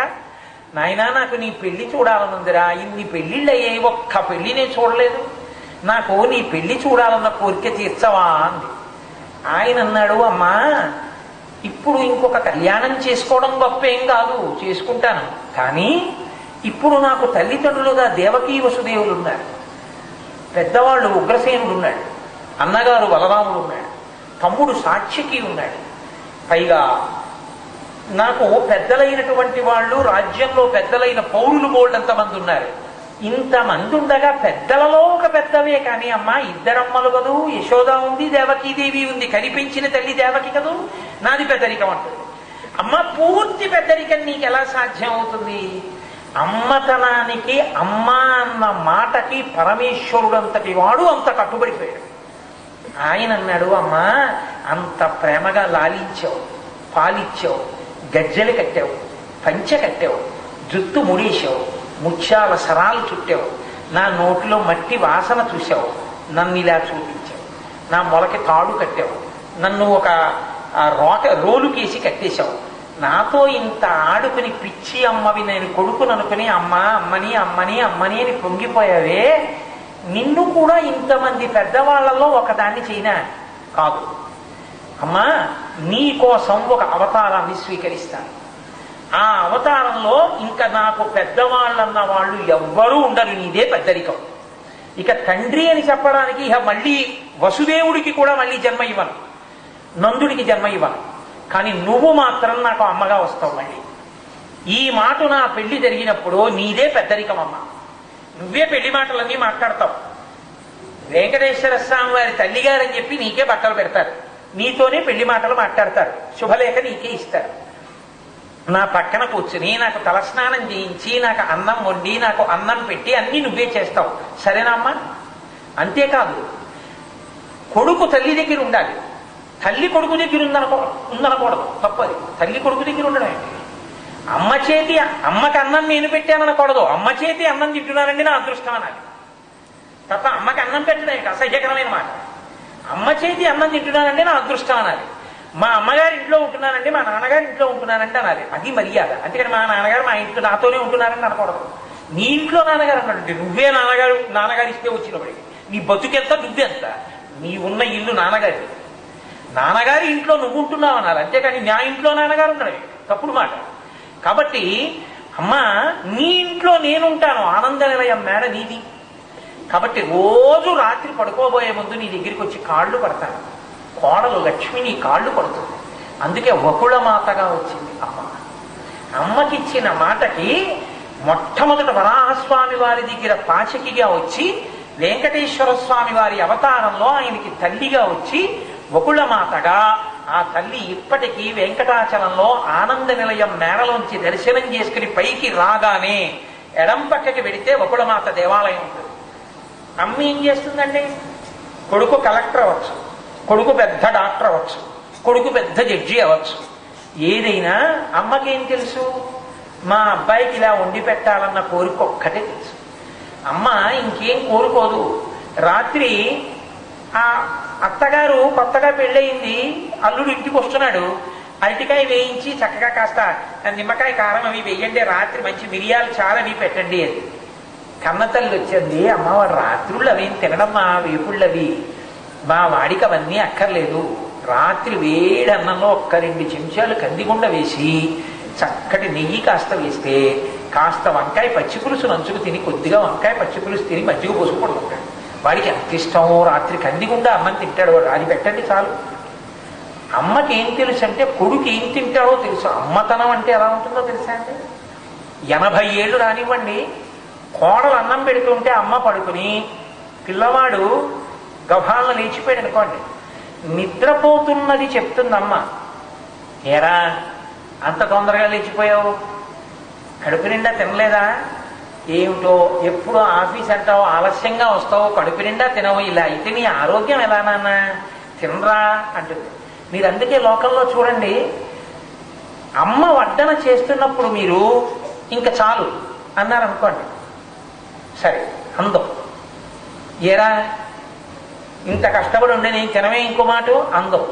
ఏమంటుందో తెలుసా అండి? ఏనాన్న కూర బాగులేదా, తను బాగా వండలేకపోయానేమో కొడుకు తినేటట్టు అని బెంగ పెట్టుకుని, ఏనన్నా కూర బాగులేదా, ఏనన్నా పచ్చడి బాగులేదా, అదేమిట్రా నువ్వు వంకాయ అల్లం పెట్టి వండితే 2 మాటలు తింటావే, అలాంటిది ఇవాళ ఒక్క మాట తిన్నావేరా అంటది. అమ్మ అమ్మే, అమ్మ పరబ్రహ్మమే, అమ్మయే మీ కంటి ఎదుట కనపడుతున్నటువంటి పరబ్రహ్మము. అమ్మ ఉన్నవాడంత ఐశ్వర్యవంతుడు లోకంలో వేరొకడు లేడు. అమ్మ ఉన్నవాళ్ళెవరో వాళ్ళు అదృష్టవంతుడు, అమ్మని నమస్కరించగలరు, అమ్మ చేతి అన్నం తినగలడు. వాడి జీవితంలో వాడు ఎన్ని సత్కారములు ఎన్ని భోగభాగ్యములు పొందినా వాడిది ఇక ఆ జన్మకి పూర్తి చేయడానికి పూడ్చడానికి వీలు లేని దరిద్రుడు అమ్మని కోల్పోయినటువంటి కొడుకు. ఎందుకంటే ఇక ఆ అమ్మ చేతి వడ్డన మాత్రం ఇక రాదు. భార్య చేతి వడ్డన ఉంటుంది కదండి అని మీరు అనొచ్చు. భార్య చేతి వడ్డన కూడా అమ్మ చేతి వడ్డనకి సమానము కాదు. నా భార్యా స్థానంలో ఉన్నా నేనేం అగౌరవపరచట్లేదు. నా భార్య నాకు వడ్డిస్తే నా అమ్మ వడ్డించిన దానితో సమానమైన స్థాయి, ఎంత ప్రేమించి నన్ను అనుగమించినా నా తల్లి ప్రేమని నా భార్య చూపించలేదు. కానీ నా బిడ్డలకి తల్లిగా ఆమె, నా తల్లి స్థానం నా దగ్గర ఎంతో నా బిడ్డలకి దగ్గర ఆమె స్థానం అంతమని. అందుకే ఒక ఆడది జీవితంలో 2 స్థానాల్లో పొంగిపోతుంది, భర్తకి భార్యగా, ఆయన బిడ్డలకి తల్లిగా. అమ్మ అమ్మే, అమ్మ కోసం అవతారమే స్వీకరించాడు. అమ్మని ఆనంద నిలయంలో అమ్మ ఉన్న చోట తానున్నాడు. అమ్మ అన్నం వండడం చూస్తూ ఉంటుంది. అందుకే వకుళమాత ఇంకేమీ చేయదు. వంటశాలకు ఒక అన్నం ఉంటుంది, ఆవిడ అందులోకి అలా చూస్తూ ఉంటుంది. పిల్లాడికి వంట సరిగ్గా చేస్తున్నారో లేదో చూస్తుంటుంది ఎప్పుడు. మీరు చూడండి, తల్లి వంట వాళ్ళు వంట చేస్తున్నారు అనుకోండి, అమ్మ వాళ్ళు వంట చేస్తున్నారు కదా, వండి పెడతారు కదా అని కూర్చోదు, కుర్చీ వేసుకుని ఆ గడప దగ్గర కూర్చుంటుంది. వంట వాళ్ళు ఇలా జీడిపప్పు బద్దలు తీసి చక్కెర పొంగల్లో వేస్తున్నారు. ఆగా ఎందుకు బద్దలు ఎందుకు? గుళ్ళు పూర్తిగా ఉన్న జీడిపప్పు తెప్పించారుగా మొన్న. వాడికి జీడిపప్పు పూర్తిగా ఉన్న జీడిపప్పు చక్కెర పొంగల్లో వస్తే చాలా సంతోషం మా వాడికి. ఆ బద్దలేకమ్మ గుళ్ళి అంటుంది. ఆవిడ అక్కడ కుర్చీ వేసి కూర్చుని చూస్తూ ఉంటుంది. దేనికి? తన కొరకు కాదు, కొడుకుకి ఎలా వండి పెట్టాలో అలా వండిస్తూ ఉంటుంది ఆవిడకి. అదొక్కటే సంతోషం జీవితం. అమ్మ అన్న మాటకున్న గొప్పతనం అది. అమ్మ నాకు పెట్టమని అడగదు, అమ్మ పెట్టి పొంగిపోతుంది. అటువంటి అమ్మని గౌరవించు నేర్పాడు వెంకటేశ్వరుడు మనకి జీవితంలో. ఆయనే వకుళమాత ఉన్న చోట ఉంటున్నాడే, వకుళమాత ఆయన వంటకిలు అన్నీ చూస్తోంది. రాత్రి వకుళమాత కాళ్ళు పట్టి పడుకుంటున్నాడే, అమ్మో ఆయనే ఆ అత్తయ్య గారి కాళ్ళు పట్టి పడుకుంటారు. ఇక నేను ఒక్కదాన్ని ముందే వెళ్ళి మంచం ఎక్కి పడుకుంటే బాగుంటుందా? లక్ష్మీదేవి కూడా వెళ్ళి అత్తయ్య గారి కాళ్ళు పడుతుంది. వెంకటరమణుడు లక్ష్మీదేవి వెళ్ళి కాళ్ళు పడుతుంటే ఆవిడ కాసేపు పట్టండ్రా అంటుందా? ఏమిటో నాన్న, తెల్లవారకట్ట 3 గంటలకి సుప్రభాతం అంటారు, 2:30 నుంచే చప్పుళ్ళు, 2:30కి లేచిపోతావు, రాత్రి 1 గంటకి ఏకాంత సేవ చేస్తున్నారు, గంట కూడా పడుకోవట్లేదు, కన్నులు ఎర్రపడిపోతాయో ఏమిటో నాన్న, ఎక్కడ సొక్కిపోతావో రా, 1 గంట పడుకోనివ్వట్లేదురా నిన్ను అంటే, అమ్మ నాకేం పర్వాలేదమ్మా, ఎంత నిద్ర లేకపోయినా నాకు నా భక్తుల్ని చూడటంలో సంతోషం అమ్మా అంటే, వకుళమాత చెప్పింది అనుకోండి, వెంకటేశ్వరుడు బాగా శ్రద్ధగా వింటాడు. ఒరే నాన్న చూసావా, కాకినాడ నుంచి కోటేశ్వరరావు వస్తున్నాడు రా, వాడు నీకు వచ్చే మహాప్రీతి, వాడికి వచ్చో రాదో నీ గురించి అలా చెప్పు పొంగిపోతుంటాడు. వాడు వస్తున్నాడు రా రేపు, అమ్మ చెప్పమ్మా స్వామివారితో వస్తున్నానని అన్నాడమ్మా అంటే, అవునమ్మా అమ్మ వస్తున్నాడు తెలుసు నాకు, నేను వేరొకరి రూపంలో వాడికి కాటేజీ అవి అన్ని ఏర్పాటు చేశాను, నేను వాడిని ఒక్కసారి అలా చూసి వాడికి కావలసినవన్నీ వాడి అమ్మ వాడి నోట్లోంచి నా కథ పలికిస్తున్నానా లేదా, వాడిని తరింపజేస్తున్నానా లేదా, వాడిని విడిచిపెట్టనమ్మా నేను చూస్తాను కదా. బాగా నమ్మండి నా మాట, వకుళమాత కాళ్ళు మీరు గట్టిగా పట్టుకుంటే మీకు వెంకటేశ్వరుడు లొంగిపోతాడు. తేలిక మార్గం, వెంకటేశ్వరుడి దగ్గర తోసేస్తారేమో కానీ వకుళమాత దగ్గర ఎవరు తోసేది. మీరు హాయిగా చెప్పుకోవచ్చు, అమ్మా నేను వచ్చానమ్మా స్వామివారి దగ్గర అంటే పాపం హడావిడిగా ఉన్నారు, పంపించారమ్మా, ఒక్క మాట చెప్పండి స్వామివారికి అని మీరు చక్కగా వకుళమాతతో మాట్లాడుకోండి. వెళ్ళి మీరు ఏం చెప్పాలనుకుంటున్నారో ఆవిడతో చెప్పండి. అమ్మని అంత గౌరవించాడు మహానుభావుడు. అమ్మనంత గౌరవించడం కాదు, అమ్మ మాట ఎక్కడ చెల్లదో, అమ్మనేమైనా చిన్నతనం చేస్తారేమోనని, ఎక్కడో కొండ మీద ఉన్నాడు ఆ పిల్లాడికి మా పిల్లని ఎలా ఇస్తామయ్యా అంటారేమోనని, అమ్మ పద్మావతీదేవిని పెళ్లి చేసుకుందాం అనుకుంటున్నాను, అవతారానికి అదో ప్రయోజనమమ్మా, కుశధ్వజుడి కుమార్తెగా పుట్టి సీతమ్మ తల్లికి బదులు అగ్నిహోత్రంలో ప్రవేశించి లంకాపట్టణంలో ఉండిపోయిందమ్మా సీతారూపంలో, మళ్ళీనే అంతా అయిపోయిన తర్వాత యుద్ధకాండ పూర్తయ్యాక అగ్నిహోత్రుడు పైకి తీసుకొచ్చి సీతమ్మ రూపంలో వేదవతే ఉంది కాబట్టి ఈమెని కూడా స్వీకరించమంటే, రామావతారం ఏకపత్ని వ్రతం, వెంకటేశ్వరావతారంలో పద్మావతిగా స్వీకరిస్తానని ప్రమాణం చేశాను, అందుకని అమ్మా అదిగో పద్మావతి అక్కడ పుట్టింది ఆకాశరాజు కూతురుగా, నువ్వు వెళ్ళి పిల్లనడుగమ్మా అన్నాడు.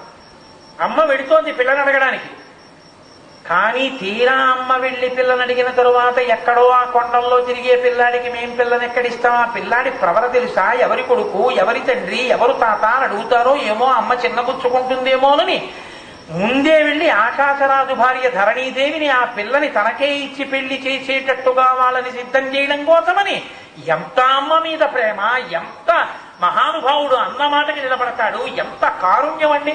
ఆయన కర్మ సోది చెప్పేవాడి వేషం వేసుకున్నాడు వెంకటేశ్వరుడు. ఇవన్నీ కథలు అనుకుంటున్నారేమో, యథార్థంగా జరిగిన వృత్తాంతాలు. అందుకే కదా ఇప్పటికీ మనకి కళ్యాణ శ్రీనివాసం ఉంది, అక్కడ 6 నెలలు ఉన్నాడు వశిష్ఠ మహర్షి ఆశ్రమంలో, పెళ్ళవగానే కొండెక్కకూడదు, ఆ పైకెక్కి ఉండకూడదు అని చెప్పి. అందుకే మహానుభావుడు సోది చెప్పేటటువంటి వేషంలో తల్లి కన్నా ముందే ధరణీదేవి మందిరానికి వెళ్ళాడు, ఆకాశరాజు గారి అంతఃపురానికి. ఆ ముందు అక్కడంతా సోది చెప్పేదానిగా తిరుగుతూ, ఆ తెలుపు నలుపకు వెంట్రుకలు తెలుపు తలపైన అలవారు తాటాకు బుట్ట, ప్రాయమ్ము సడలిన పచ్చ చెక్కిళ్లపై సొంపు నింపెటి సోయ గంపు సొట్ట, తమ్మి మొగ్గల నెల్ల దాచెడు మెత్తటి పైట చక్కగా నింపు పూసల సరుల గుట్ట, గజకుంభముల మించు నిజ సొర బుర్రపై పలికిడి తీనియ పాట పుట్ట, పెదవి దిగదారు ఇత్తడి పొడల సుట్ట, కలికి నెలవంక కుంకుమ చెలువ పుట్ట, బ్రహ్మ ఒడిలోన బాలుడై రమము పెట్ట, మంచి ఎరుకత వచ్చేసిరి మించున్నట్లు. సోది చెప్పేదాని వేషం ఎంత గమ్మత్తుగా కట్టాడంటే, సోది చెప్పేవాళ్ళు ఒక్కళ్లే వెళ్ళరు, కొడుకును కూడా తీసుకెళ్తారు. వాళ్ళు ఓ పమిటి కొంగులో ఉయ్యాల్లా కట్టి అందులో పసిపిల్లాన్ని పట్టుకుని ఆ పెద్ద ఆనపకాయని లోపల ఉన్న గుజ్జంతా తీసి ఎండబెట్టి దాన్ని ఒక కర్ర కట్టి తీగలు కట్టి దాని మీద టింగ్ టింగ్ అని మోగించుకుంటూ వెడుతుంటారు. అలా సోది చెప్పేవాళ్ళు ఎలా వెడతారో అలాగే మారాడు. తెలుపు నలుపగు వెంట్రుకలు తెలుపు తలపై నియలవారు తాటాకు బుట్ట, కొంచెం మధ్య వయస్సులో ఉన్న ఆడదానిలా తెలుపు నలుపు అవుతున్న వెంట్రుకల మీద ఓ తాటాకు బుట్ట ఒకటి పెట్టుకున్నాడు, ఇచ్చిన బియ్యం అవి పుచ్చుకోవడానికి. ప్రాయమ్ము సడలిన పచ్చ చెక్కిళ్లపై సొంపు నింపెడి సోయ గంపు సొట్ట. యవ్వనం అయిపోయి కొద్దిగా ఇంకా మధ్య వయస్సులోకి వెళ్ళిపోతున్నటువంటి ఆడవారిలా బుగ్గ మీద కొంచెం సొట్టలు పడినట్టుగా ఓ చిన్న సొట్ట, తమ్మి మొగ్గల నెల్ల దాచెడు మెత్తటి పైట చక్కగా నింపు పూసల సరుల గుట్ట. ఆ సోది చెప్పేవాళ్ళు రంగురంగుల పూసలు పెద్ద పెద్ద మాలలన్నీ మెళ్ళో వేసుకుంటారు. అన్ని మాలలు మెళ్ళో వేసుకున్నాడు సోది చెప్పేదానిలా మారిపోయి. ఆ తరువాత గజకుంభముల మించు నిజసొరబుర్రపై పలికెడితే నిజ పాట పుట్ట. ఆ ఆనపకాయ బుర్రతో తయారు చేసినటువంటి ఒక చిన్న పరికరాన్ని ఇలా చేత్తో పట్టుకుని దాన్ని మోగించుకుంటూ వెడుతున్నాడు. పెదవి దిగజారు ఇత్తడి పొడల సుట్ట. ఇక్కడ పెట్టుకున్నటువంటి ఆభరణం ఇలా కింది పిది వరకు వేలాడుతుంటుంది. వీళ్ళు అన్నం ఎలా తింటారా, ఇది అడ్డం రాదా అనిపిస్తుంది మనకి. ఇక్కడ వరకు వేలాడుతున్నటువంటి ఓ ముక్కుకి ఆభరణం. కలికి నెలవంక కుంకుమ చెలువ పుట్ట. ఏదో ఇంత బొట్టు కాదు, ఇంత బొట్టు ఎట్టుకుంది. ఆ సూది చెప్పే ఆవిడ ఇంత బొట్టెట్టుకుని వాళ్ళు పెద్ద పెద్ద బొట్లు ఎట్టుకుంటారు. కలికి నెలవంక కుంకుమ చెలువు పుట్ట. బ్రహ్మ ఒడిలోన బాలుడై రవము పెట్ట. ఇంకో పిల్లాన్ని ఎందుకు పడుకోబెట్టుకుంటాడు? ఆయన పద్మనాభుడు కదా. ఆ పద్మనాభుడు నాభికమలంలోంచి పుట్టినవాడు బ్రహ్మగారు కదా. అందుకని చతుర్ముఖ బ్రహ్మగారి పసిపిల్లాన్ని చేసి ఒళ్ళో పడుకోబెట్టుకున్నాడు. ఆ పక్కన ఉయ్యాల్లో పడుకోబెట్టుకుని ఆ ఉయ్యాల అంటే ఆ పవిట కొంగునే ఉయ్యాల్లా చేసి అందులో పడుకోబెట్టుకుని తీసుకెళ్తూ ఉంటారు. కాబట్టి బ్రహ్మ ఒడిలోన బాలుడై రమము పెట్ట. మంచి ఇరుకత వచ్చేసిరి మించునట్లు. సోది చెప్పేటటువంటి వాళ్ళు ఎలా వస్తారో అలా వచ్చి అన్నీ చెప్పేస్తున్నాడు అందరికీ. ఆ ధరణీదేవి చెలికెత్తెను చూసి అమ్మ చాలా బాగా చెప్తున్నాడు, ఏమిటో ఈ మధ్య పద్మావతీదేవి బెంగ పెట్టుకున్నట్టుగా కూర్చుంటోంది, అసలు ఈ సోది చెప్పి ఆవిడ్ని తీసుకొస్తాం, ఆవిడ్ని అడగండి అమ్మా అన్నారు. గబగబా లోపలికి తీసుకొచ్చారు. సోది చెప్తానమ్మ సోది అంటున్నాడు. అలాగే చెప్తూ కానీలే అంటే వాళ్ళు సోది చెప్పడం అంటే మామూలుగా ఏం చెప్పరు. పెద్ద పళ్ళెల్లో మీరు బియ్యం పోస్తే ఆ బియ్యాన్ని అంతటినీ ఇలా చేత్తో నలిపి పిసికి 3 గొప్పుల కింద పోసి చెయ్యోటి పట్టుకుని ఆ చేతి వేలు పట్టుకుని ఒక్కొక్క దాని మీద పెట్టించి ఆ తర్వాత ఏ కుప్ప మీద వేలు పెట్టించారో అక్కడ కొన్ని నిజాలు చెప్తూ అలా వేలు దాటిస్తూ చెప్తూ ఉంటారు సోది చెప్పేవాళ్ళు. మహారాజు గారి భార్య అంటే ఆవిడ బియ్యం పట్టుకొస్తే ఏం బాగుంటుంది. అందుకని పసిడి పళ్ళెములోని పండు ముత్తెములా గద్దె కొలది చూచి కరముదాపి ముత్తెములను పిసికి 3 రాసులు చేసి మధ్యరాశియంతో మనసు నిలిపి బంగారు పళ్ళెంలో ముత్యాలు పోసి తీసుకొస్తే ఆ ముత్యాలన్నీ 3 కుప్పలు చేసి ఆ ధరణీదేవి చెయ్యి పట్టుకుని సోది చెప్తానమ్మా చూడు, ఎందుకు నీ కూతురు బెంగగా ఉంటుందో చెప్తాను చూడు, నువ్వేం చెప్పకమ్మా నేను చెప్పేస్తాను కదా నీకు కారణాలన్నీ అన్నాడు. అని ఆ చెయ్యి పట్టుకుని ఇలా పెట్టాడు. అప్పటికి ఒళ్ళో ఉన్న పిల్లాడు క్యారని ఏడుపు మొదలెట్టాడు. వీడోడమ్మా చెప్దామంటే సమయానికి ఏడుస్తుంటాడు, వీడికి ఏమన్నా కాస్త పాయసాన్నం పెడితే కానీ ఊరుకోడమ్మా కాస్త అన్నం పెట్టండి అన్నాడు. అంటే పాయసాన్నం పట్టుకొచ్చి ఆ పిల్లాడికి పెట్టమన్నారు. వాడు నోట్లో పెడితే వాడేమో ఏడుస్తున్నాడు, తింటలేదు.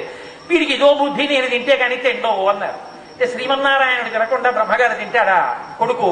అందుకని తను కొంచెం తిన్నాడు, బ్రహ్మగారికి కొంచెం పెట్టాడు. స్వామి పెట్టిన పాయసాన్నం తిని బ్రహ్మగారు ఒళ్ళో పడుకున్నారు చక్కగా. ఇప్పుడు ఆయనేమో ఆ సోది చెప్పడం మొదలెట్టే వాళ్ళగా పెద్ద తాంబూలం ఒకటి వేసుకుని నోటు ఎర్రగా అయిన తర్వాత ఇప్పుడు సోది చెప్పేవాళ్ళు వెంటనే సోది చెప్పేయడం మొదలుపెట్టారు. వాళ్ళు పెద్ద ప్రార్థన చేస్తారు, వాగ్బలం కావాలి, మా వాక్కు మీద ఈశ్వరుడు నిలబడాలి. ఓ పెద్ద ప్రార్థన మొదలెట్టాడు. స్వామి శ్రీయప్పతిగా నెలకొన్నవాడా, ఏదాలు బొమ్మన్నకి చిన్నవాడా, పాదైన పెనుగొంట పట్టిన్నవాడా, సూకార రూపుతో సగసైన దేవా, చేకొన్న బాలుణ్ణి చేకొన్నవాడా, మరుగుజ్జు రూపాన మహి కొన్న దేవా, దొరకడకరాయన్న దొంగల్లరాయ నల్లగా ఉండేటి చల్లన్ని దేవా, బుద్ధావతారుడా ముద్దైన దేవా, పెద్దగా వచ్చేటి సక్కున్న దేవా, బ్రహ్మాండనాయుడా భక్తరక్షకుడా, బదరినారాయుడా బంధమోత్సకుడా, కాశీ విశాలాక్షి, మధుర మీనాక్షి, కాళహస్తి జ్ఞానప్రసూనాంబ, ఉజ్జయిని మహాకాళి, వాక్కీయరే నాకు వాక్కీయరే, మంచి వాక్కీయరే నాకు వాక్కీయరే అన్నాడు. అని అక్కడి నుంచి ఆవిడ చెయ్యి పట్టుకుని ఎడమ చెవి చూపితే బుర్రిదే అనుకో, గడ్డం చూపితే బుర్రోడు అనుకో, తల్లి నీకు లేక పుట్టిందే అమ్మ, ఆ పిల్ల పేరు పద్మావతే తల్లి, ఆయమ్మ పూర్వజన్మలో లక్ష్మీదేవే అమ్మ, నీ ఇంట పుట్టిందే తల్లి, ఇన్ని జన్మలెత్తినా ఆవిడికి మొగుడు బొల్లిగద్దనికి తిరిగేటటువంటి ఆ పంగనామాల వాడే అమ్మ, వాడు ఆ 7 కొండలెక్కి కూర్చున్నాడే తల్లి, ఉద్యానవనంలో చూసి అప్పటి నుంచి నీ బిడ్డ మనసు పారేసుకుందే అమ్మ, నా మాట వినవే తల్లి, నీ బిడ్డనిచ్చి పెళ్లి చేశావా లోకాలన్నీ సంతోషిస్తాయే అమ్మా, కాదన్నావంటే ఉపద్రవమే తల్లి అన్నాడు.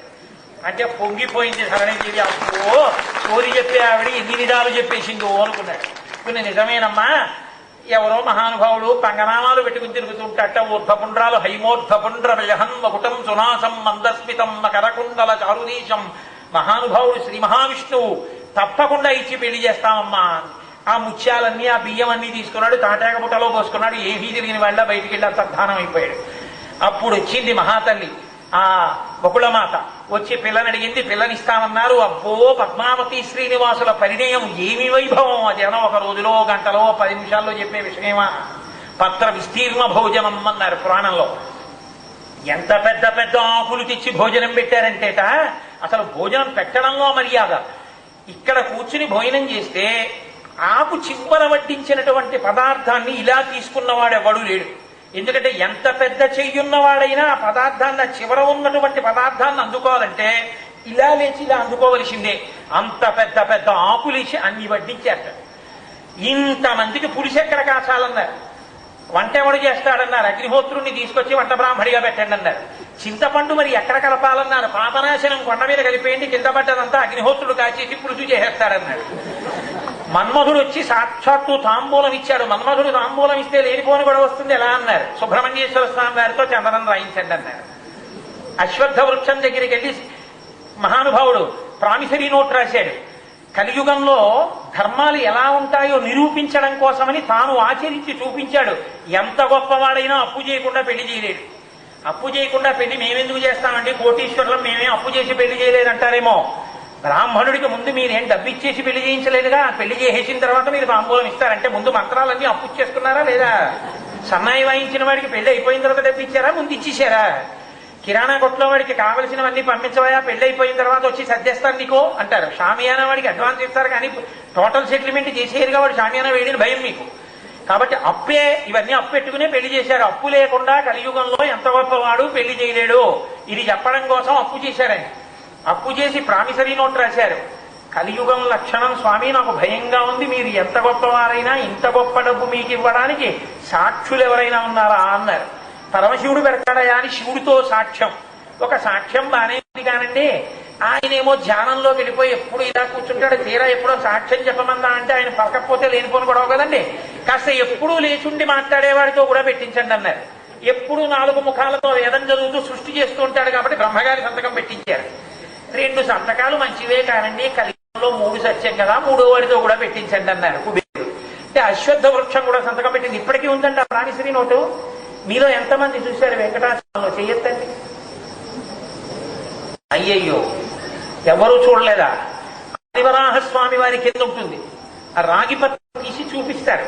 వెంకటేశ్వర స్వామి వారు రాసినటువంటి ఆ ప్రోనోట్ మీరు కొంచెం జాగ్రత్తగా అర్చక బతిమాని అడిగితే ఆ కింద నుంచి తీసి ఆ రాగి పత్రాన్ని చదువుతారు. చదివి మీకు వినిపిస్తారు. కొన్నాళ్ళు దాన్ని ఒక బట్ట మీద రాసి అక్కడ తగిలించి ఉంచేవారు చదవడం కోసమని. చదువుకుని సంతోషిస్తారు. తీసి చూపించడం ఇబ్బంది కదా అని. కాబట్టి మహానుభావుడు ప్రోనోట్ రాశాడు. పద్మావతి శ్రీనివాసుల పరిణయం అంత వైభవోపేతంగా జరిగింది. అమ్మ మాటకి అంత కట్టుబడ్డాడు. కాబట్టి అటువంటి వెంకటరమణుడు ఉన్నాడే, ఆయన్ని ఒక్కసారి మానసికంగా తలుచుకున్నా, గోవిందా అని కీర్తించినా, ఆయన్ని మనసులో దర్శనం చేసినా చాలు. మీరు బాహ్యంగా వెళ్ళిపోవాలని కూడా లేదు. ఒక్కసారి ఆ వెంకటాచల పర్వతాన్ని మీరు మూర్తిని చూసి నమస్కరించి బయటికొచ్చి ఆనందనమేమి ఎదురుగుండా ఎత్తుగా ఉన్నటువంటి గుళ్ళో ఉన్న బేడి ఆంజనేయ స్వామి ఇలా నమస్కారం పెడుతుంటే ఈ వేళ్ల మధ్యలో కూడా తెల్లటి చార కనపడుతుంటే, 2 చేతుల మీద తెల్లటి చార, మధ్యలో కుంకం చార కనపడుతూ పాదాలు కనపడుతుంటే ఆయనకు నమస్కారం చేసి ఆ ఎదురుగుండా ఉన్నటువంటి అఖండ జ్యోతులలో కాస్త కర్పూరం వేసి మెట్లు దిగి తిన్నగా నడిచొచ్చి ఆ ఆనంద నిలయం రాజద్వారం దగ్గరికి వెడితే అక్కడ ఒక ఎర్రటి తివాచీ వేసి ఆ ద్వారానికి ఎదురుగుండా ఉన్న గొట్టంలోంచి కన్నాల్లోంచి నీళ్లు కారుతుంటే మీ కాళ్ళు వాటంతటవి కడగబడితే రాజద్వారానికి అటు ఇటు శంఖనిధి పద్మనిధి. శంఖనిధి ఏమో 2 చేతులలో శంఖాలు, పద్మనిధి 2 చేతుల్లో పద్మాలు. ఆ శంఖనిధి పద్మనిధి కాళ్ళ దగ్గరేమో అచ్యుతరాయల వారి విగ్రహం. అది దాటి కొంచెం ముందుకెళ్ళి ఇలా తల పైకెత్తి చూస్తే గోడకి బ్రేలాడుతున్న గుణపం.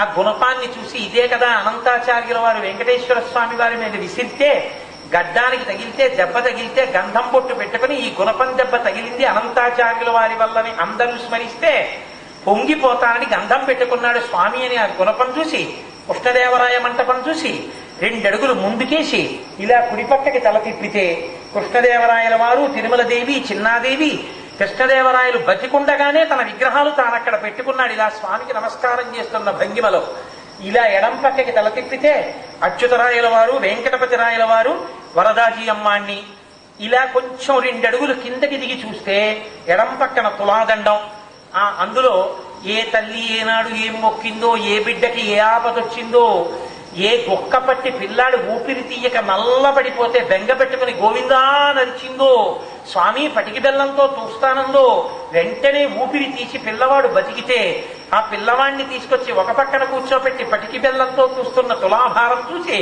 అక్కడే ఉన్న తిరుమల రాయ మంటపం, రంగరాయ మంటపం చూసి, ఆ రంగరాయ మంటపం మీద ఉన్నటువంటి పెద్ద ఇత్తడి బోర్డు, మాలిక్ కాఫూర్ దక్షిణ భారతదేశం మీద దండయాత్రలకు వచ్చినప్పుడు శ్రీరంగంలో ఉన్నటువంటి మూర్తుల్ని రక్షించడం కోసం కొంతకాలం తీసుకొచ్చి ఈ మంటపంలో ఉంచిన కారణంగా దీనికి రంగరాయ మంటపము అని పేరు వచ్చినది అన్న బోర్డు చదివి ఇలా కుడిపక్కకి తల తిప్పితే ఎదురుగుండా అద్దాల మంటపం, స్వామి మధ్యాహ్నం అక్కడ ఊయలు లూగుతారు. ఇలా చూస్తే ధ్వజస్తంభం, ఇలా పైకి చూస్తే కృష్ణరాయ మంటపం, ఇలా ఎడం పక్కకి వెళ్ళి ఆ రంగనాయకుల మంటపానికి చుట్టూ తిరిగి దానికి ఉన్నటువంటి ఆ ఇత్తడి కచ్చడాలలోంచి లోపల ఉన్న వాహనాలు చూస్తూ ప్రదక్షిణం చేసి అలా చివరికెళ్ళి మెట్లు దిగుతుంటే ఎడం పక్కన స్వామివారి కళ్యాణ మంటపం, గోడకి పెట్టబడినటువంటి ఫ్యాన్లు, ఎదురుగుండా ఉన్న వేదిక, దాని మీద సింహాసనం, ఆ పక్కన అరుక్కి అడ్డంగా ఉన్నటువంటి ఇనప గ్రిల్లు, ఆ కళ్యాణోత్సవం చేసుకునే వాళ్ళు చేసుకుంటుంటే ఆర్జిత సేవలు జరుగుతున్నప్పుడు చూసేవాళ్ళు కూర్చునేటటువంటి ఆ అరుగు, అది దాటి ముందుకు నడుస్తుంటే ఎడం పక్కన పెద్ద తూము, ఆ తూములో ఉన్నటువంటి ఎర్రటి రంగులో ఉన్న ఇనపగొట్టం, ఎక్కడ కాళ్ళకి చెయ్యేసి నడుస్తుంటే ఆ గోడకి ఉన్న గాడుల్లో విజిటింగ్ కార్డులు దోపేసిన వాళ్ళు, నొక్కేసిన వాళ్ళు, ఇవన్నీ చూస్తూ చెయ్యేసి నడుస్తూ ముందుకు వెళ్ళి ఇలా కుడి పక్కకి తిరిగి మళ్ళీ ఎడం పక్కకి తిరిగితే ధ్వజస్తంభం, దానికి కట్టబడినటువంటి దర్భలు, మళ్ళీ ఇలా ఎడం పక్కకి తిరిగితే పెద్ద గడప, ఆ గడప దాటి కాలు ఇలా వేసేటప్పటికి ఎదురుగుండా అద్దాల పేటికలో రంగరాజస్వామి, ఆ రంగనాథస్వామికి నమస్కరించి ఇలా మెట్లు దిగి ఎడం పక్కకి తిరిగితే ఆకుపచ్చటి పట్టు పంచ ఎర్రటి బోర్డర్ తోటి వరదరాజస్వామి, ఆయనకు నమస్కారం చేసుకుని ఇలా ముందుకెళ్లి మెట్లెక్కి ఇలా లోపలికి వెళ్ళగానే లోపల నుంచి ఓం నమో వెంకటేశాయ అని వినబడుతుంటే, అదిగో ఆ పైకి ఇలా చూస్తే మెట్టతావరాకులు ఎలా ఉంటాయో అలాంటి ఆకులతో ఉన్నటువంటి దీపాల గుర్తులు పెద్ద పెద్దవి విరలాడుతుంటే, ఇలా కుడి పక్కకి తిరిగి ఇలా రెక్కలిప్పుకుంటున్నటువంటి గరుడాల వారిని చూసి అక్కడి నుంచి మళ్ళీ ఇలా ముందుకొచ్చి ఇలా ఇలా డైమండ్ షేప్ లో గీతలు కొట్టబడినటువంటి ఒక పెద్ద చెక్క ఒకటి ఇలా వేసి ఉంటే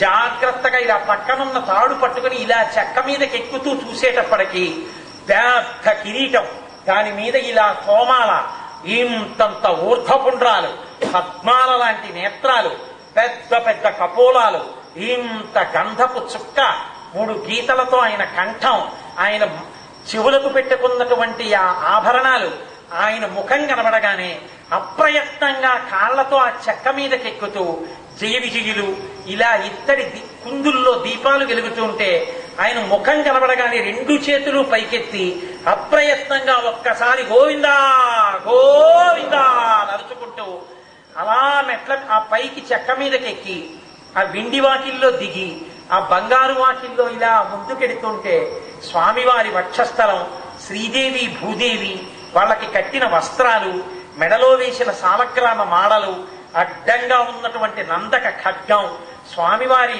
కట్టుకున్నటువంటి అద్భుతమైన పట్టుబట్ట, కాళ్ళకి పెట్టిన అందెలు, మోకాళ్ళ దగ్గర పెట్టిన అందెలు, ఆయన ఇలా చూపిస్తున్నటువంటి వరదహస్తం, ఇలా నడుం మీద పెట్టుకున్నటువంటి కటిహస్తం, వెలిగిపోతున్నటువంటి దేదీప్యమానమైన స్వరూపం, ఒక్కసారి ఆపాదమస్తకం చూసి కన్ను తిరగక అలా దగ్గర దాకా వెళ్ళి శరీరం ఇలా తిరిగిపోతుంటే తల మాత్రం ఇలా తిరిగిపోయి, మళ్ళీ శరీరం ఇలా తిరిగేటప్పటికి తల ఇలా తిరిగి వెనక్కి నడుస్తూ ముందుకి చూస్తూ ఆయన కిరీటం, మణుల కాంతులు, దాని మించి తోమాల ఇలా పక్కలకి దిగి ఆ స్వరూపాన్ని కన్నులతో తాగేస్తూ ఏడుకొండలవాడ వెంకటరమణ గోవిందా గోవిందా అంటూ ఇలా పక్క నుంచి చూస్తూ ఆ చిట్ట చివరి దాకా వెళ్ళిన తర్వాత జరగండి అంటుంటే మళ్ళీ ఓసారి ఇలా తొక్కి చూసి స్వామి పునర్దర్శనాన్ని నిమ్మని దాటి ఇలా ముందుకొస్తుంటే కుడి పక్కన ఘంటా మంటపం, అది దాటి మెట్లు దిగి ఇలా చూస్తే మహానుభావుడు అలా పడుకున్నటువంటి శేషశయనం, ఆ ఉత్తర ద్వారాన్ని చూసి ముందుకెడితే కుడి చేతి పక్కన ప్లాస్టిక్ షీట్లు పెట్టేసినటువంటి ఆ లక్ష్మీదేవి బావి, అది దాటి మెట్లెక్కి ఎడం పక్కకెడితే వకుళమాత, ఆ తల్లి వంటశాల కన్నంలోంచి లోపలికి వంటశాల చూస్తున్నటువంటి వకుళమాతకి నమస్కారం చేసుకుని ఆ ఘుమఘుమల వాసన చూసి ఎక్కడ దృష్టి తగులుతుందో స్వామి తినే పదార్థానికని వెనక్కి తిరిగి వచ్చి పెద్ద శటగోపాన్ని తల మీద పెట్టి ఏకంగా పులుసు పోసుకునే గరిటెంత ఉద్ధరిణితో తీర్థాన్ని చేతిలో పోస్తే అది పట్టుకుని ఇలా మంటపంలోకి చూస్తే ఆజ్ఞాపాలక హనుమ ఇలా చేతులకి ఇలా చెయ్యడ్డు పెట్టుకుని జాంబవంతుడు సుగ్రీవుడు వాళ్ళందరూ బొమ్మల కొలువులా అలా పెట్టుంటే ఆ తీర్థం పుచ్చుకుని చేతులు తుడుచుకుని అలా ముందుకొచ్చి మెట్లు దిగి ఒక్కసారి అలా పైకి తలెత్తి ఇలా ఎడం పక్కకి చూస్తే వస్త్రాలంకార సేవా టికెట్ హోల్డర్స్ కూర్చునేటటువంటి ఆ ప్రాంగణం చూసి ముందుకెళ్లి ఎడం పక్కకి తిరిగితే ఎడం చేతి వైపు అరుగుల మీద గ్లాస్కో పంచెలు కట్టుకుని బంగారు కాసులు, వెండి కాసులు, రూపాయలు, వైలు, 500, 100 విడదీసి కట్టలు కట్టేవాళ్ళు, ఆ పక్కన పెట్టేవాళ్ళు, తీసుకొచ్చి ఆ హుండీలు తిరగబోస్తున్న వాళ్ళు, అబ్బో ఏమీ ఐశ్వర్యం సర్వేశ్వర అని అద్దాల్లోంచి అవన్నీ చూస్తూ కొంచెం ముందుకెడితే ఎదురుగుండా గోడ మీద గుర్రం మీద పద్మావతీదేవి చిలికెత్తెలతో మాట్లాడుతున్న స్వామి, గుర్రం దిగిన స్వామి ఎదురుగుండా ఉన్న గాజుపేటికలో కనబడితే ఇలా కుడి పక్కకి తల తిప్పితే ఆలయం వెనకాతల గోడ, దాని దగ్గర బలిహరణ మంటపం గుండ్రంగా ఉండి ఇచ్చట కూర్చుండరాదు, కర్పూరము వెలిగించరాదు అని బోర్డు కనబడితే కొంచెం ముందుకెళ్ళి ఇలా మెట్లెక్కి ఎడం పక్కకి తల తిప్పితే పెద్ద దొంగ దాని మీద వెంకటేశ్వర స్వామికి గంధం తీసేటటువంటి గంధపు చెక్క కనబడితే ఓహో నా స్వామికి ఇక్కడే గంధం తీస్తారనుకుని కుడి పక్కకి తిరిగి 2 అడుగులు వేసి మెట్లెక్కి ఇలా ఆనంద నిలయ విమానం చూస్తే గుండ్రంగా ఉన్నటువంటి పచ్చటి విమానం, తెల్లవారుజామున పైన నీలమైనటువంటి ఆకాశం, ఆ విమానంలో ఎదురుగుండా ఇలా కింద నుంచి తెల్లటి వెండి బాణపు గుర్తు, దాని మీద చతుర్భుజుడైనటువంటి వెంకటేశ్వరుడు, ఎడం చేతి పక్కన తోక తలపైకి ఎత్తివై తోక తలకి తగులుతున్నటువంటి హనుమ, కుడి చేతి పక్కన 2 చేతులు పైకెత్తి ఆడుకుంటున్న బాలకృష్ణుడు, ఆయన పక్కన రెక్కలు విప్పిన గరుడాళ్వార్. వీటిని చూసి విమాన వెంకటేశ్వరుడిని నమస్కరించి మెట్లు దిగి కొంచెం ముందుకెళ్లి ఎడం పక్కన చూస్తే అన్నమయ్య భాండాగారము అని చెప్పి కీర్తనల భాండాగారం, అది దాటి మెట్లెక్కి పైకెడితే భగవద్ రామానుజ సన్నిధి అని రామానుజాచార్యుల వారు.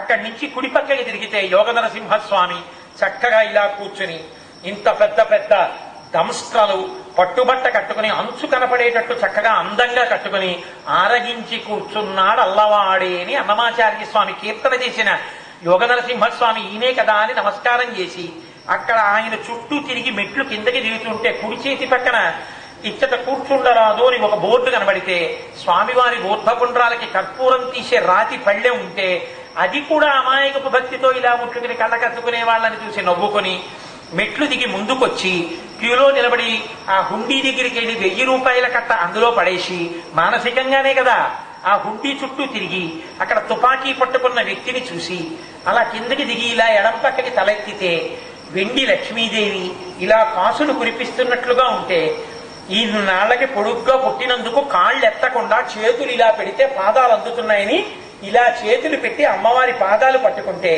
మిగిలిన వాళ్ళకి అలా అందక ఎగిరి గంతేసి ఒకసారి కాళ్ళు ముట్టుకుని వాళ్ళందరూ మిగిలిన వాళ్ళందరూ అబ్బా ఆయనకి ఎంత బాగా అందుతున్నాయో అని చూస్తుంటే ఇంత పొడుగ్గా పుట్టాను, ఇది నా అదృష్టం, ఇన్నాళ్ళకి పొడుగ్గా పుట్టినందుకు సార్థకత అని చల్లటి కాళ్ళు కళ్ళజోళ్ళలోంచి ఇలా కళ్ళకి పెట్టుకుని సంతోషంగా ఇలా ముందుకొచ్చి కుడిపక్కకి తిరిగి కళ్ళజోడు తీసి కొడుక్కిచ్చి ఉత్తరీయం తీసి భార్యకిచ్చి ఆ ప్రాంగణం ఎదురుగుండా నేల మీద పడితే తడిగా ఉన్నదంతా ఒంటి కట్టుకుని నుదురు కట్టుకుంటే స్వామివారి ముందు ప్రణిపాతం చేసి స్వామి మళ్లీ పునర్దర్శనం ఇవ్వయా అని నమస్కారం చేసి లేచి కొడుకు దగ్గర కళ్ళజోడు తీసుకుంటే దానికి తడెట్టుకుంటే ఉత్తరీయంతో ఒకసారి కళ్ళజోడు తుడుచుకుని మళ్లీ పెట్టుకుని ఉత్తరీయం వేసుకుని మళ్లీ ఎడం చేతి పక్కకి తిరిగి ఆ ద్వారంలోంచి బయటికి వెళ్ళి ఎడం పక్కకి వెళ్ళి ఉరే నువ్వు అట్టించిరారా నేను ఇట్టించి వస్తానని ఉచిత ప్రసాదం కౌంటర్లో కొడుకు చక్కెర పొంగల్ తెస్తే తను లడ్డూ పట్టుకొచ్చి లడ్డూ ముక్క కొడుక్కి పెట్టి చక్కెర పొంగల్ తనుగుచ్చుకుని ఇంతలో భార్య 2 చేతులతో నాకు 2 ఇచ్చారని చక్కెర పొంగలి పులిహార పట్టుకొస్తే